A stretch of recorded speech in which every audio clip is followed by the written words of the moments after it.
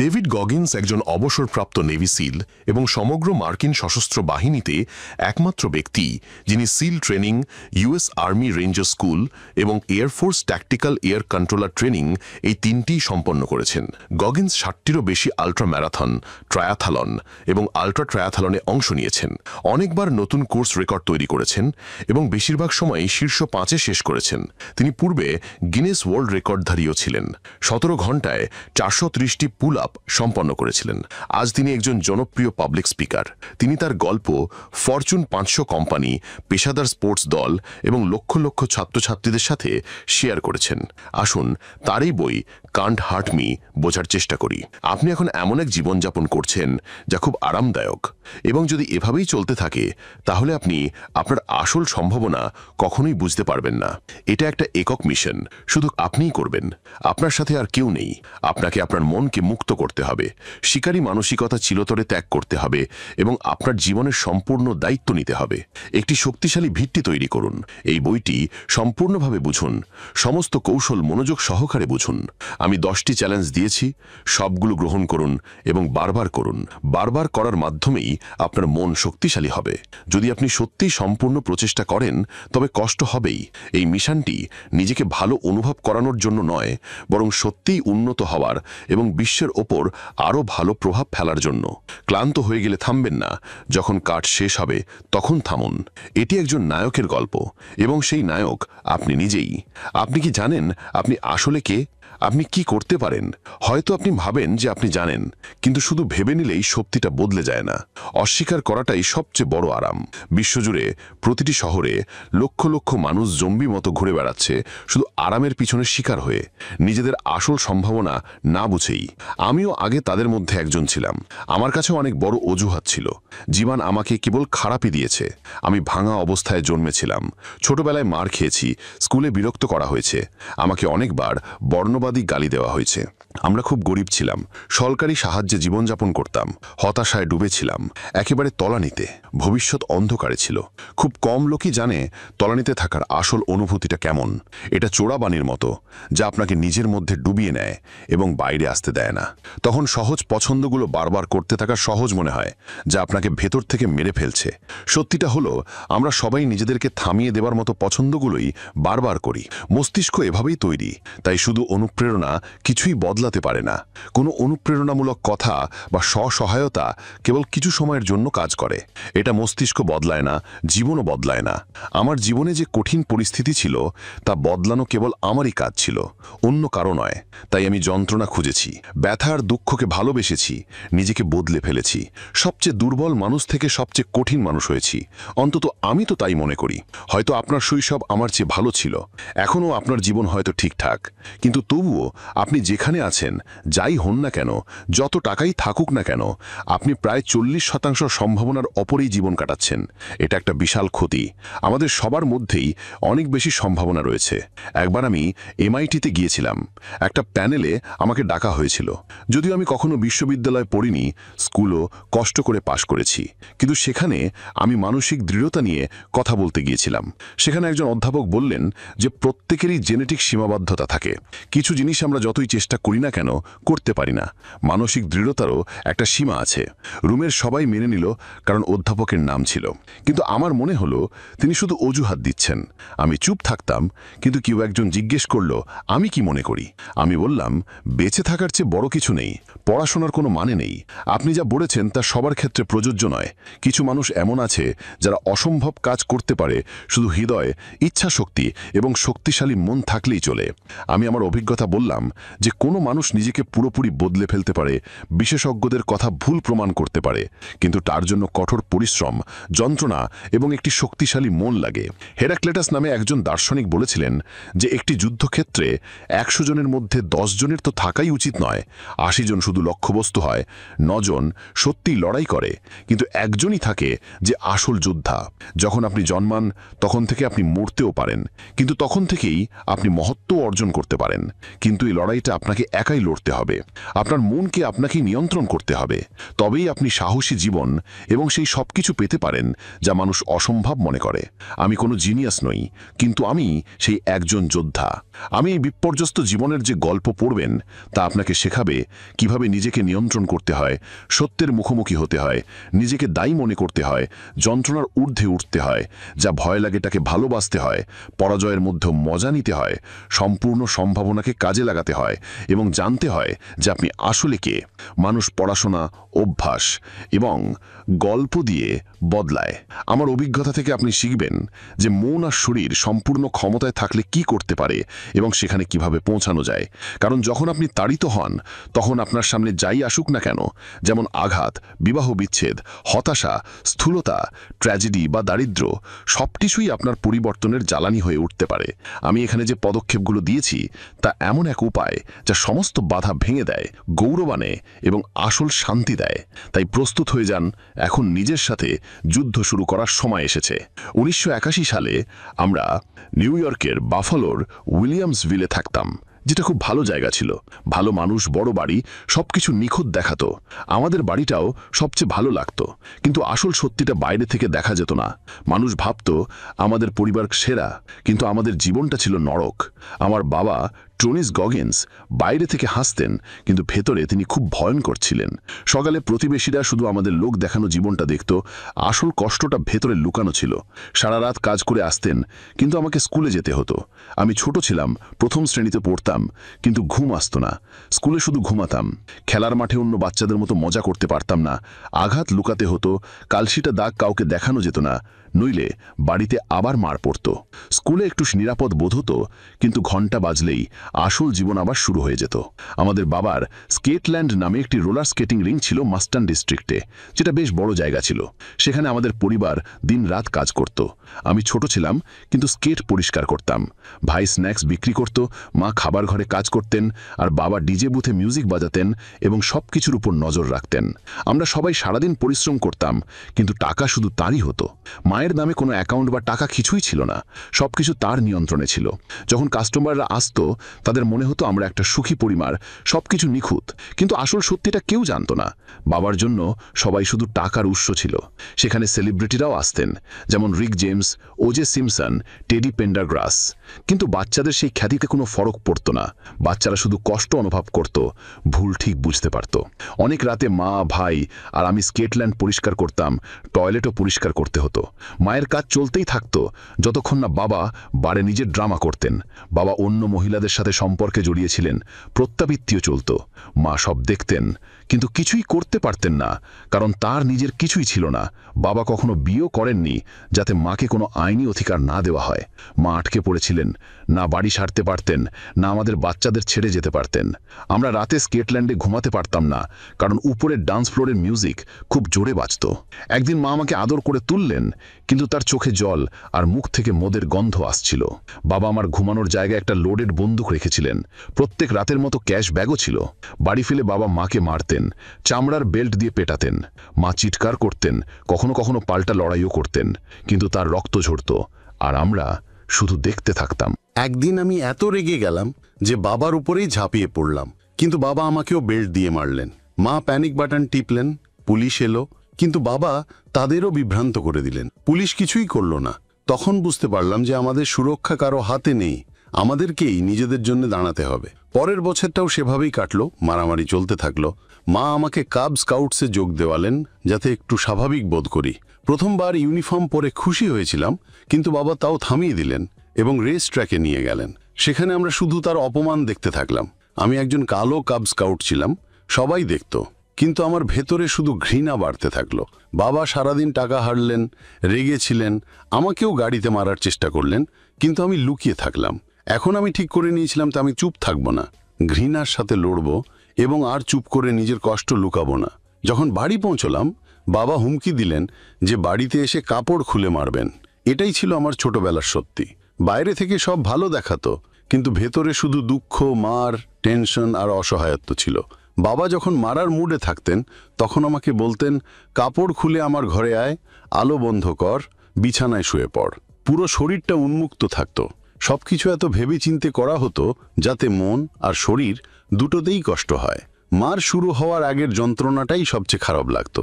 যখন বেল্টের প্রথম মার পড়তো তখন একদম প্যানিক হয়ে যেত। কখনো পতা ছিল না কতবার মারবেন, কখন থামবেন। কখনো কখনো তো এত বেশি মারতেন যে শ্বাস বন্ধ হয়ে যেত। আমার সারা শরীরে দাগ পড়ে যেত, কিন্তু আমি কাঁদতাম না। মন আর মস্তিষ্কে সেই মানুষটার জন্য শুধু ঘৃণা ভরে গিয়েছিল। তাই আমি শেষ পর্যন্ত তাকে জিততে দিতাম না। মার খেয়েও তার চোখে চোখ রেখে দাঁড়িয়ে থাকতাম। এতবার মার খেলে মানুষের আশা শেষ হয়ে যায়, নিজের আবেগ চেপে রাখে, কিন্তু ভেতরে ট্রমা অন্যভাবে বেরিয়ে আসে। মা আগের মতো ছিলেন না, শুধু একটা ছায়া হয়ে গিয়েছিলেন, সবসময় দুঃখী আর খালি। কখনো কখনো আত্মহত্যারও কথা ভাবতেন। আমি আর আমার ভাই একে অপরের উপর নিজেদের রাগ ঝাড়তাম, ধাক্কাধাক্কি করতাম, মারামারি করতাম। কিন্তু রাতে যখন সব শেষ হয়ে যেত, আমি বিছানায় লুকিয়ে লুকিয়ে কাঁদতাম, বিছানাও ভিজে যেত। মায়ের পুরো জীবনটাই ছিল টিকে থাকা। বাবা সব সময় বলতেন যে মা অকেজো, আর মাও সেই কথায় বিশ্বাস করতে শুরু করেছিলেন। প্রতিটি কাজ তিনি শুধু এই ভয়ে করতেন যে বাবা রেগে গিয়ে আমাদের বা তাঁর ওপর হাত না তোলেন। কিন্তু কখনো কখনো ভুল হয়েই যেত, আর বিনা কারণে মারধর শুরু হতো। একদিন আমি স্কুল থেকে তাড়াতাড়ি এলাম, কানে ব্যথা ছিল। জানতাম ডাক্তারের কাছে নিয়ে যাবেন না, কারণ বাবা টাকা খরচ করতেন না। না ইন্স্যুরেন্স ছিল, না ডাক্তার, শুধু কান থেকে রক্ত বেরোচ্ছিল। মা আমাকে দেখে সঙ্গে সঙ্গে হাসপাতালে নিয়ে গেলেন। বাবা বাইরে এসে চিৎকার করলেন, কিন্তু মা পালিয়ে গেলেন। ডাক্তার বললেন আর দেরি হলে আমি কান দিয়ে শুনতে পেতাম না। মা নিজের জীবনেরও পরোয়া করেননি, শুধু আমাকে বাঁচানোর কথাই ভেবেছিলেন। কিন্তু তিনি জানতেন বাড়ি ফিরে আবার মারধর হবে, আর তেমনই হলো। বাড়ি এসে বাবা মাকে খুব মারলেন। ভাইয়ের দেখার সাহস ছিল না, কিন্তু আমি সব মনোযোগ দিয়ে দেখতাম। গরমের ছুটিতে আমি আর ভাই সাইকেল নিয়ে বাড়ির বাইরে থাকতাম, যাতে বাবার সামনে পড়তে না হয়। কিন্তু একদিন আমি দুপুরের খাবারের জন্য বাড়িতে এলাম। বাবা সেখানে ছিলেন। অ্যালার্ম বেজে উঠল। পিস্তল নিয়ে নিচে এলেন, আমার দিকে তাকালেন, বন্দুকটা আমার দিকে তাক করলেন। আমি সেখানেই জমে গেলাম। তখন আমার মরারও ভয় ছিল না, আমি শুধু ক্লান্ত হয়ে গিয়েছিলাম। কিন্তু তিনি গুলি চালাননি, শুধু চলে গেলেন। এখন সবার মনে হচ্ছিল যে হয় বাবা মরবেন, নয়তো মা মরবেন। মাও ভেবেছিলেন বাবাকে মেরে ফেলবেন, প্ল্যানও করেছিলেন। কিন্তু তার ভাই বোনেরা বুঝিয়ে দিলেন। এক বৃদ্ধ প্রতিবেশী বেটি মাকে একটা পালানোর প্ল্যান দিলেন। সবার আগে মা নিজের নামে একটা ক্রেডিট কার্ড বানালেন, ট্রনির সই করিয়ে নিলেন, যাতে একটু নিয়ন্ত্রণ আসে। তারপর একদিন মা সাহস করে বললেন যে তিনি যাচ্ছেন, তোমরা দুজনও যদি যেতে চাও তো চলো। আমি সঙ্গে সঙ্গে তৈরি হয়ে গেলাম। ভাইও চলে এলো। বাবা আমাদের হুমকি দিলেন, গালি দিলেন, কিন্তু মা এখন ক্লান্ত হয়ে গিয়েছিলেন। আমরা সব কিছু ছেড়ে বেরিয়ে গেলাম, শুধু একটু সামান নিয়ে। বেটির বাড়িতে লুকিয়ে বসে থাকলাম, যতক্ষণ না বাবা আমাদের পিছু নিলেন। তারপর স্কেটল্যান্ড খুলতে চলে গেলেন। গাড়িতে সমস্যা হলো, মা ঘাবড়ে গেলেন। কিন্তু আমি বললাম, মা আমাদের এখান থেকেই যেতে হবে। এক অপরিচিত লোক সাহায্য করলো, বেটির সাথে ফোনে কথা করিয়ে দিল। হোটেলে রাত কাটালাম। পরের দিন গাড়ি ঠিক হলো। তারপর আমরা সরাসরি নানা নানির বাড়ি ব্রাজিল ইন্ডিয়ানাতে পৌঁছে গেলাম। মা রাস্তায় কেঁদে ফেললেন। এখন আমরা স্বাধীন ছিলাম, শয়তানের হাত থেকে মুক্তি ছিলাম। 6 মাস আমরা সেখানে ছিলাম। আমি স্থানীয় স্কুলে আবার 2য় শ্রেণীতে ভর্তি হলাম, কারণ আগের স্কুলের জন্য পড়াশোনায় খুব পিছিয়ে পড়েছিলাম। সিস্টার ক্যাথরিন নামে একজন শিক্ষিকা ছিলেন। তিনি কঠোর ছিলেন, কিন্তু সঠিক ছিলেন। আমাকে বিভিন্নভাবে সাহায্য করতেন যতটা প্রয়োজন ছিল। তখনই আমি পড়াশোনায় ধরতে পারলাম। ভাই বাফেলোতে বাবার কাছে ফিরে গেল। মা একটি ডিপার্টমেন্ট স্টোরে চাকরি করতেন, আর রাতে বিশ্ববিদ্যালয়ে পড়তে যেতেন, যাতে জীবনটা বদলাতে পারেন। টাকা কম ছিল, ওয়েলফেয়ার পেতাম, ফুড স্ট্যাম্প পেতাম, কখনো কখনো এক পয়সা গুনে বিল মেটাতাম। রাতে জারে জমানো কয়েন গুনে খুশি হতাম যে এখনো বিদ্যুৎ, পেট্রোল, খাবার সব পাওয়া যাচ্ছে। আমরা গরিব ছিলাম, কিন্তু মা এখন খুশি ছিলেন যে আমি মানিয়ে নিচ্ছি, বন্ধু বানাচ্ছি, আর বিছানায় প্রস্রাব করাও বন্ধ হয়ে গেছে। কিন্তু ভেতরের কষ্টগুলো তখনও ঘুমিয়েছিল, কখনো না কখনো ফিরে আসার জন্যে। 3য় শ্রেণী আমার জন্য একটা ধাক্কার মতো ছিল। এখনও আমি ঠিকমতো পড়তেও শিখিনি, আর এখন কার্সিভ লেখাও এসে গেল। নতুন শিক্ষিকা মিস ডি সিস্টার ক্যাথরিনের মতো ছিলেন না। ক্লাস ছোট ছিল, কিন্তু মিস ডির আমার উপর অতিরিক্ত সময় দিতে ভালো লাগতো না। শুরুতেই যখন স্ট্যান্ডার্ডাইজ টেস্ট এলো, আমার টেস্ট খুব খারাপ হলো। আমি অন্য বাচ্চাদের থেকে বেশ পিছিয়ে পড়েছিলাম। রোজকার পড়াও মনে থাকতো না। সিস্টার ক্যাথরিন হলে দেখে আরও সময় দিতেন, কিন্তু মিস ডি সরাসরি মাকে বলে দিলেন যে আমাকে স্পেশাল স্কুলে পাঠানো উচিত। সব বাচ্চাই জানে স্পেশালের মানে কি। এখন স্বাভাবিক নয়, এখন থেকে চিরকালের জন্যে। শুধু এই ভয়টাই আমার জন্য ট্রিগার হয়ে গেল। আর আমি তোতলাতে শুরু করলাম। কথা বলতে ভয় লাগতো। স্কুলে আমি একমাত্র কালো বাচ্চা ছিলাম, সবচেয়ে ধীরগতিও লাগতো। সব কথাই ভুল লাগতো, তাই চুপ থাকাই সঠিক মনে করতাম। মিস ডি না সহানুভূতি দেখাতেন, না বোঝার চেষ্টা করতেন, সোজা রেগে যেতেন। আমার মুখের কাছে এসে চিৎকার করতেন। স্কুল যেটা কখনো নিরাপদ লাগতো, এখন অত্যাচার হয়ে গেল। মিস ডি আমাকে বের করে দেবার পুরো চেষ্টা করলেন। প্রশাসনও তার পক্ষেই ছিল, কিন্তু মা লড়াই করলেন। প্রিন্সিপাল শর্ত দিলেন যে আমি স্পিচ থেরাপি আর গ্রুপ থেরাপি নেব। গ্রুপ থেরাপির ডক্টর হাসপাতালের পাশেই ছিলেন, যেন বাচ্চাকে আরও বেশি নিরাপত্তাহীন করার জন্যে। সেখানে অন্য বাচ্চারা কেউ হেলমেট পরে দেওয়ালে হাত ঠুকছিল, কেউ ডাস্টবিনে প্রস্রাব করছিল, একজন নিজের বাড়ি জ্বালিয়ে দিয়েছিল। আমি ভাবছিলাম আমি তো এখানে থাকার যোগ্যই নই। আমার উদ্বেগ আরও বেড়ে গেল। তোতলানো আরও খারাপ হয়ে গেল। চুল পড়তে শুরু করলো, ত্বকে সাদা দাগ দেখা গেল।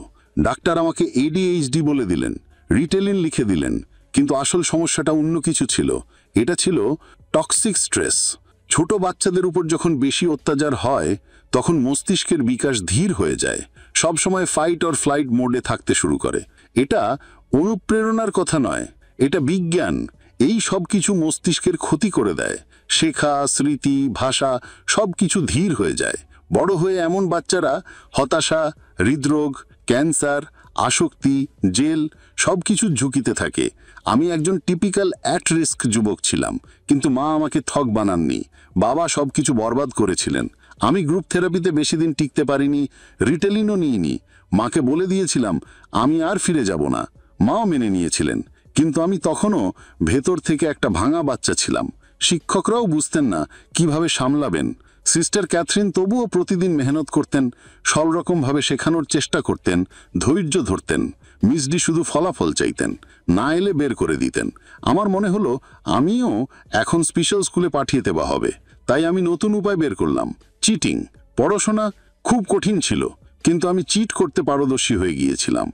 বন্ধুদের হোমওয়ার্ক কপি করতাম, টেস্টে উত্তর দেখে নিতাম, স্ট্যান্ডার্ডাইজ টেস্টও কপি করেছিলাম। এতে মার্কস তো চলে এলো। মিস ডি খুশি হলেন। মায়ের কাছেও স্কুলের কোনো অভিযোগ যায়নি। কিন্তু আমি ভেতর থেকে আরও ভেঙে যাচ্ছিলাম, পড়াশোনা থেকে আরও দূরে যাচ্ছিলাম। আমার মনে হলো আমি কখনো শিখতে পারবো না, সবসময় ফেলই করতে থাকবো। একটা ভালো ব্যাপার ছিল, আমিও ছোট ছিলাম, তাই ব্রাজিল, ইন্ডিয়ানার কুসংস্কারের আসল মানেটা বুঝতে পারিনি। যখন এক জায়গায় শুধু আপনিই আলাদা, তখন মানুষ আপনাকে উপেক্ষা করে বা বিরক্ত করে। যখন আমি সত্যি এটা বুঝতে পারলাম, ততক্ষণে জীবন থেকে একটাই বার্তা পাচ্ছিলাম, তুই ফেল হওয়ার জন্যই জন্মেছিস। তাই প্রথম চ্যালেঞ্জটা হলো, প্রত্যেকের জীবনে কখনো না কখনো খারাপ পরিস্থিতি আসে। আপনার সাথে কি হয়েছিল? ছোটবেলায় কি দুঃখ সহ্য করেছেন? কোন জিনিসটা আপনাকে ভেঙে দিয়েছিল?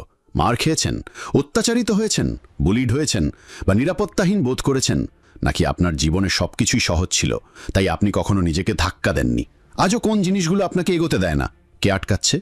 কোনো বস, শিক্ষক, বা আপনি নিজেই? নিজের জার্নাল বা ফোন নিন, সমস্ত দুঃখের কথা, বাধা, অজুহাত, সমস্যা এক একটা করে বিস্তারিতভাবে লিখুন। কিছুই লুকাবেন না। আজও যদি কষ্ট থাকে, তো পুরো সত্যিটা লিখুন। সেই কষ্টকে একটা চেহারা দিন। আপনার সমস্ত খারাপ গল্প, সমস্যা, অজুহাত এখনই লিখে ফেলুন। এটাই আপনার ভবিষ্যতের শক্তি হবে। আপনি কারোর সাথে শেয়ার করুন বা শুধু নিজের কাছেই রাখুন, কিন্তু স্বীকার করে নিন, লিখে নিন। এই প্রথম পদক্ষেপটাই আপনাকে ক্ষমতা দেবে যে আপনি এই সবের উপর জিততে পারবেন। উইলমট আরউইনের আগমন আমাদের জীবনে একটা নতুন শুরু ছিল। তার সাথে দেখা হওয়ার আগে শুধু দুঃখ, মার আর সংগ্রাম ছিল। বাবার হাত থেকে মুক্তি পাওয়ার পরেও আমরা শুধু দারিদ্র্য আর আমাদের PTSDর মতো যন্ত্রণায় ডুবেছিলাম। যখন মা উইলমতের সাথে দেখা করলেন, তিনি একজন ভালো মানুষ ছিলেন। না রাগ, না হিংসা, শুধু সমর্থন আর শান্তি। মা খুশি থাকতেন, হাসতে শুরু করেছিলেন, নিজের উপর গর্ববোধ করতেন। আমার জন্যেও উইলমত একজন ভালো বাবার মতো হয়ে গিয়েছিলেন। তিনি আমার সাথে বাস্কেটবল খেলতেন, আমাকে মুভ শেখাতেন, সময় দিতেন। পরিবারে একটু স্বাভাবিক সুখ আসতে শুরু করেছিল। উইলমত মাকে বিয়ের প্রস্তাব দিলেন। পরিকল্পনা ছিল যে আমরা সবাই পরের গ্রীষ্মে তার সাথে ইন্ডিয়ানাপলিসে চলে যাব। কিন্তু তারপর সবকিছু ভেঙে গেল। ক্রিসমাসের পর উইলমতকে গুলি করে হত্যা করা হলো। কেউ গ্যারেজে তাকে গুলি করে দিল। মা আর আমি তার জন্য অপেক্ষা করছিলাম। জানতে পারলাম তিনি আর কখনো ফিরবেন না। পুলিশ কখনো জানতে পারেনি কেন তাকে মারা হয়েছিল। হয়তো কোনো ভুল ব্যবসায়িক চুক্তি বা ড্রাগ ডিল ছিল। মা এখন আবার শকে চলে গেলেন, পুরো ইমোশনাল ব্রেকডাউন হয়ে গেল, আবার একেবারে খালি হয়ে গেলেন। আমিও ভেতর থেকে পুরো ভাঙা অনুভব করলাম। ফ্রিজে ঘুষি মারলাম, পুরো অন্ধকার লাগতে লাগলো। বাড়িতে পুলিশের হলুদ টেপ লাগানো ছিল। মা নিজে দেখলেন উইলমথের রক্ত গ্যারেজে পড়ে আছে। মা রাতে সেই বাড়িতেই থাকলেন। ভয় ছিল কিন্তু তার শালক নিরাপত্তা রেখেছিলেন। উইলমাথের মৃত্যুর পর আমার একটা পুরনো স্মৃতি মনে পড়ল। একটা ছোট ছেলে স্কুল বাসের নিচে চলে এসেছিল। আমি নিজের চোখে দেখেছিলাম তার রক্ত, তার মায়ের চিৎকার, সবকিছু। এখন আমার মনে হচ্ছিল যে দুনিয়া শুধু দুঃখেই ভরা, শুধু ট্র্যাজেডি আর ট্র্যাজেডি। আমি বিছানায় ঘুমাতে পারতাম না। আমি আর মা দুজনেই মাটিতে বা চেয়ারে ঘুমাতাম, যেন যত নিচে চলে যাওয়া যায় তত নিচে পড়ার ভয় কমে যায়। তবুও মা সিদ্ধান্ত নিলেন যে আমরা ইন্ডিয়ানাপলিসেই যাব। আমি ক্যাথেড্রাল হাই স্কুলে ভর্তি হলাম, আর আমি চিটিং করে সিলেক্ট হয়েছিলাম। পড়াশোনায় কোনো বাস্তব উন্নতি ছিল না। বাস্কেটবল দলে সুযোগ পেলাম, আত্মবিশ্বাস বাড়ল, কিন্তু স্কুলটা ব্যয়বহুল ছিল, মা সামলাতে পারছেন না। তারপর আবার পাবলিক স্কুল, নর্থ সেন্ট্রাল হাইতে গেলাম, যেখানে বেশি কালো ছাত্রছাত্রী ছিল। আমি আমার লুকে পুরোপুরি হিপ হপ কালচারে চলে গেলাম। সেভাবে পোশাক পরতাম যেমন অন্য গ্যাংস্টাররা পরে, কিন্তু আসলে আমি ভেতর থেকে নিরাপত্তাহীন ছিলাম। তারপর মা আমাকে আবার ইন্ডিয়ানায় নিয়ে এলেন, আবার স্কুলে গেলাম। এখানে শুধু 5 জন কালো বাচ্চা ছিল, কিন্তু আমি পুরোপুরি বদলে গিয়েছিলাম। ব্যাগি প্যান্টস, বুলস জ্যাকেট, উল্টো ক্যাপ, সবাই আমাকে এমনভাবে দেখছিল যেন আমি কোনো এলিয়েন। সবার কাছে অদ্ভুত লাগছিল, শিক্ষকদেরও। কিন্তু আমি শুধু অ্যাটিটিউডে ঘুরে বেড়াচ্ছিলাম, কিন্তু আসলে খুব নার্ভাস ছিলাম। বাস্কেটবল ট্রাইআউটসেও আত্মবিশ্বাস ভেঙে গেল। কোচেরা আমার পজিশন বদলে দিলেন। জনি, আমার বেস্ট ফ্রেন্ড, ভালো পারফর্ম করছিল, আমি জেবিতেই থেকে গেলাম। আমি অনুভব করলাম যে সবকিছু আলাদা লাগছে। ছোটবেলায় এখানে বেশি বর্ণবাদ অনুভব করিনি, কিন্তু এখন সব জায়গায় শুধু বৈষম্যই চোখে পড়ছিল। একদিন কাজিন ডেমিয়ানের সাথে পার্টি থেকে ফিরছিলাম। রাস্তায় কিছু লোক পিকআপ ট্রাকে এলো, গালি দিল, পিস্তল নিয়ে নেমে এলো। বন্দুক আমার মাথায় ছিল, কিন্তু আমি নড়িনি, শুধু চোখে চোখ রেখে দাঁড়িয়েছিলাম। আরেক জায়গায় পিৎজা হাটে একটা মেয়ে প্যামের সাথে বসেছিলাম। তার বাবা এসে সবার সামনে আমাকে গালি দিল, পাবলিকলি অপমান করলো। এসব কিছু আমাকে ভেতর থেকে ভেঙে দিচ্ছিল, আর বুঝতে পারছিলাম যে দুনিয়াটা কত খারাপ। এসব কিছুই সত্যি ছিল, সত্যি কষ্ট দেয়। আমি স্কুলে এত লুকিয়ে থাকতাম যে কেউ আমাকে লক্ষ্যই করতো না। পেছনের বেঞ্চে বসতাম, যতটা কম দেখা যেতে চাইতাম। অন্য ভাষা পড়তে হতো, কিন্তু আমি ইংরেজিও ঠিকমতো বলতে পারতাম না। বছরের পর বছর চিটিং করে আমি শুধু এগিয়ে গেছিলাম, কিন্তু আসলে কিছুই শিখিনি। একদিন স্প্যানিশ ক্লাসে নিজের নামের ওয়ার্কবুকে দেখলাম আমার একটা ড্রয়িং আছে, ফাঁসির দড়িতে ঝুলছি, নিচে লেখা we are going to kill you. বানান ভুল ছিল, কিন্তু পয়েন্টটা পরিষ্কার ছিল। রাগ আর দুঃখে আমি সোজা প্রিন্সিপালের কাছে গেলাম। প্রিন্সিপাল শুধু বললেন, ডেভিড, এটা অজ্ঞতা, দেখো বানানো ভুল। আমার জন্য এসব শোনা সবচেয়ে খারাপ ছিল। এত ঘৃণা স্কুলে ছিল, আর কেউ কিছু করছিল না। আমি সব জায়গায় একা ছিলাম, প্রত্যেকটা ক্লাসে, লাঞ্চ টেবিলে, বাস্কেটবল কোর্টে, সব জায়গায়। 16 বছর বয়সে দাদা একটা পুরনো শেভি দিলেন, কিন্তু একদিন কেউ তার উপর স্প্রে পেইন্ট করে দিল। এইবার বানান ঠিক আছে। আমি ভেতর থেকে ভেঙে গেলাম, রাগ ভেতরে ভেতরে নিজেকেই কাটতে লাগলো। আমি মারামারিও করতাম, সাসপেনশনও হয়েছিল, কিন্তু এখন সব অসার হয়ে গেছিল। তারপর আমি আমার দুঃখ আর রাগ ম্যালকাম এক্সের ভাষণে খুঁজে পেতে শুরু করলাম। তার রাগে আমি আমার জীবনের সত্যি দেখতে পেলাম, কিন্তু আমি তার মতো শৃঙ্খলাবদ্ধ ছিলাম না, শুধু অন্যদেরকে উস্কানি দিতাম। একটা স্টিরিওটাইপ হয়ে গেছিলাম, যেমন মানুষ আমাকে দেখতে চাইতো। প্যান্ট ঝুলিয়ে, গাড়িতে জোরে মিউজিক, অদ্ভুত হেয়ারস্টাইল, সবকিছু শুধু অন্যদেরকে বিরক্ত করার জন্য করতাম। কিন্তু ভেতর থেকে খালি ছিলাম, কোনো দিক নির্দেশনা ছিল না। আমার দাদা এয়ারফোর্সে ছিল, তার গর্ব দেখে আমারও এয়ারফোর্স জয়েন করতে ইচ্ছা করতো। আমি সিভিল এয়ার পেট্রোলে গেলাম, প্যারা rescue XAMPP orientation course attend করলাম। সেখানে একজন প্যারা রেস্কিউ ম্যান স্কট গিওরেনের গল্প শুনলাম। সে 13,000 ফুট থেকে প্যারাশুট জাম্পে অ্যাক্সিডেন্টে পড়ে গেছিল। মারা যাওয়ার পরেও ডাক্তাররা তাকে বাঁচিয়েছিলেন, তারপর আবার চাকরিতে ফিরে এসেছিলেন। তার গল্পটা আমাকে বলল যে অসম্ভব সম্ভব। আমি বাস্কেটবলেও ছিলাম, কিন্তু যখন ভার্সিটি টিম থেকে বাদ পড়লাম তখন সবকিছু বেকার লাগতে শুরু করলো। এএসবিএবি টেস্ট দিলাম মিলিটারির জন্য, চিটিং চলল না, ফেল হয়ে গেলাম। রিপোর্ট কার্ডে ফেল মার্কস আসতে লাগলো। মায়েরও কোনো ফরক পড়তো না, তিনি নিজের দুঃখে ডুবেছিলেন। আমি নিজের ইচ্ছা মতো জীবনযাপন করছিলাম, নিজের খেয়াল নিজেই রাখছিলাম। তারপর একদিন স্কুল থেকে চিঠি আসলো যে আমি ফেল করছি, যদি জিপিএ আর অ্যাটেন্ডেন্স ঠিক না হয় তো গ্র্যাজুয়েট হতে পারবো না। তখন আমি নিজেকে আয়নায় দেখলাম আর সত্যি বললাম যে তুই বোকা, তুই কিছু করিস না, এয়ারফোর্স টুকে নেবে না, তুই বদলাতে পারবি না যতক্ষণ না তুই নিজের সাথে মিথ্যে বলবি। সেখান থেকে আমার অ্যাকাউন্টেবিলিটি মিরর রিচুয়াল শুরু হলো। রোজ নিজের সাথে সত্যি বলতাম, গোলস লিখতাম, আয়নায় লাগাতাম। বিছানা গোছানো, প্যান্ট উপরে তোলা, মাথা শেভ করা, কাজগুলো পুরে করা, এই রিচুয়ালটা আমাকে ডিসিপ্লিন দিল, অনুপ্রেরণা দিল। সিনিয়র ইয়ারে আমি সকালে তাড়াতাড়ি উঠে ওয়ার্কআউট করতাম, দৌড়াতাম, পড়াশোনা করতাম। সব অস্বস্তিকর জিনিসগুলো আমি নিজেকে জোর করে করাতাম আর কঠিন বানাতাম। পড়াশোনা সবচেয়ে কঠিন ছিল, টিউটারের সাহায্য পেলাম। সে বলল যে লিখে লিখে মনে রাখো। প্রত্যেক সাবজেক্টের নোট লিখতাম, বারবার লিখতাম, মনে রাখতাম, ফ্ল্যাশ কার্ডস বানাতাম। 6 মাসে ছোট বাচ্চার মতো রিডিং থেকে সিনিয়র লেভেল পর্যন্ত চলে এলাম। টেস্ট ক্লিয়ার করলাম, এয়ারফোর্সের মিনিমাম স্কোরও নিয়ে এলাম। যখন উদ্দেশ্য পেয়ে গেলাম তখন ভেতরের ঘৃণা ধীরে ধীরে খতম হতে লাগলো। আমি বুঝলাম যে যারা আমাকে বিরক্ত করত তারা নিজেরাও নিরাপত্তাহীন ছিল। ওটা তাদের সমস্যা ছিল, আমার নয়। এখন আমি অন্যদের ভাবনার গুরুত্ব দেওয়া ছেড়ে দিলাম। এখন তাদের কথাগুলো শুধু আমার ইঞ্জিনের জ্বালানি ছিল। গ্র্যাজুয়েশনের পর আমি আমার আত্মবিশ্বাস পেলাম, যা কোনো পরিবার বা ঈশ্বর প্রদত্ত প্রতিভা থেকে নয়, নিজের দায়িত্ববোধ থেকে এসেছিল। কিন্তু আমি ইন্ডিয়ানা থেকে বেরোতেই ভেতরে নিরাপত্তাহীনতা আবার জেগে উঠল। এয়ারফোর্সে গিয়ে জানতে পারলাম যে আমি এখনও ভেতর থেকে দুর্বল, এখনও কঠিন হওয়া বাকি আছে। চ্যালেঞ্জ 2, এখন সময় এসেছে নিজের চোখে চোখ মেলানোর, একেবারে কাঁচা আর আসল হওয়ার। এটা কোনো সেলফ লাভ বা ইগো ম্যাসাজ নয়। এখন নিজের ইগোকে পাশে রেখে আসল নিজেকে তৈরি করার চেষ্টা করুন। যেমন আমি করেছিলাম তেমনই আপনিও করুন। একটা বড় আয়না নিন, তার উপর ছোট ছোট পোস্ট-ইট নোটস লাগান। আপনার সমস্ত নিরাপত্তাহীনতা, স্বপ্ন, লক্ষ্য যাই আছে সব লিখে লাগান। মোবাইল বা ডিজিটাল জিনিস ব্যবহার করবেন না, শুধু হাতে লিখে লাগান। যদি পড়াশোনায় দুর্বল হন তো লিখে লাগান, আরও বেশি পরিশ্রম করতে হবে, আমি এখন স্মার্ট নই। যদি আয়নায় স্থূলতা দেখা যায় তো সত্যি বলুন যে আমি মোটা। এটা মেনে নিয়ে যে উন্নতি সম্ভব। নিজের উপর কঠোর হওয়া জরুরি। আপনার লক্ষ্য যাই হোক না কেন, নতুন চাকরি, ব্যবসা, ওজন কমানো, রেস জেতা, কিছুই হোক, সেই লক্ষ্যে পৌঁছানোর জন্য প্রত্যেকটা ছোট পদক্ষেপ, প্রত্যেকটা জরুরি উন্নতি আলাদা নোটে লিখুন। যেমন যদি 40 কেজি ওজন কমাতে হয় তো প্রথম নোটে লিখুন প্রথম সপ্তাহে 2 কেজি কমাতে হবে। যেই এই লক্ষ্যটা পূরণ হয়ে যাবে, নোটটা সরিয়ে নতুন পদক্ষেপ লাগান, যতক্ষণ না পুরো লক্ষ্যটা পূরণ হয়। নিজের দায়িত্ব নেওয়া আর শৃঙ্খলা অনুসরণ করাই আসল উন্নতি। রোজ যখন ডার্টি মিররে নিজেকে দেখবেন তখন সত্যিটা সামনে আসবে, সেটাকে উপেক্ষা করবেন না। সেই সত্যিটার ফায়দা ওঠানো শিখুন। আমি এটাই করতাম আর আপনিও এটাই করতে পারেন, তবেই আসল পরিবর্তন আসবে। রাতের শিফটে আমি আমার পিকআপ ট্রাক নিয়ে নির্জন রাস্তায় ফাস্ট ফুড রেস্টুরেন্টে যাচ্ছিলাম। সেখানে ইঁদুরের ফাঁদ চেক করা, মরা ইঁদুর তোলার বিষ স্প্রে করা আমার কাজ ছিল। আমি একটা মাস্ক পরতাম যাতে নিজেকেও চিনতে না পারি, শুধু নিজের কাজে ডুবে থাকতাম। এয়ারফোর্সে জয়েন করার সময় আমার ওজন ছিল 175 পাউন্ড, প্রায় 75 কেজি। কিন্তু 4 বছর পর যখন বেরোলাম তখন প্রায় 300 পাউন্ড হয়ে গিয়েছিলাম, প্রায় 136 কেজির কাছাকাছি। এই চাকরিটা শুধু ঠিকই থাকার একটা উপায় ছিল। প্রথমে হাসপাতালে সিকিউরিটি গার্ড ছিলাম, তারপর এখানে এলাম। কিন্তু ভেতর থেকে আমি নিজের উপর লজ্জা অনুভব করতাম। আমি এয়ারফোর্সে প্যারা রেস্কিউ হতে চেয়েছিলাম, সেরা হতে চেয়েছিলাম। ট্রেনিংয়ে পুশ আপস, সিট আপস, রানিং সবকিছুতেই এগিয়েছিলাম। কিন্তু সাঁতার ছিল আমার সবচেয়ে বড় শত্রু। ছোটবেলায় সাঁতার শেখার সুযোগ পাইনি, তাই ওয়াটার কনফিডেন্স ট্রেনিংয়ে আমি স্ট্রাগল করতাম। প্যারা রেস্কিউ ট্রেনিংয়ে bobbing, hands up, treading, body ব্রিদিংয়ের মতো টাস্কে আমি রোজ প্যানিক অনুভব করতাম। রাতে ভয়ে ঘুমোতে পারতাম না। আমি সব টাস্ক পাস করতাম, কিন্তু ভেতর থেকে ভেঙে যাচ্ছিলাম।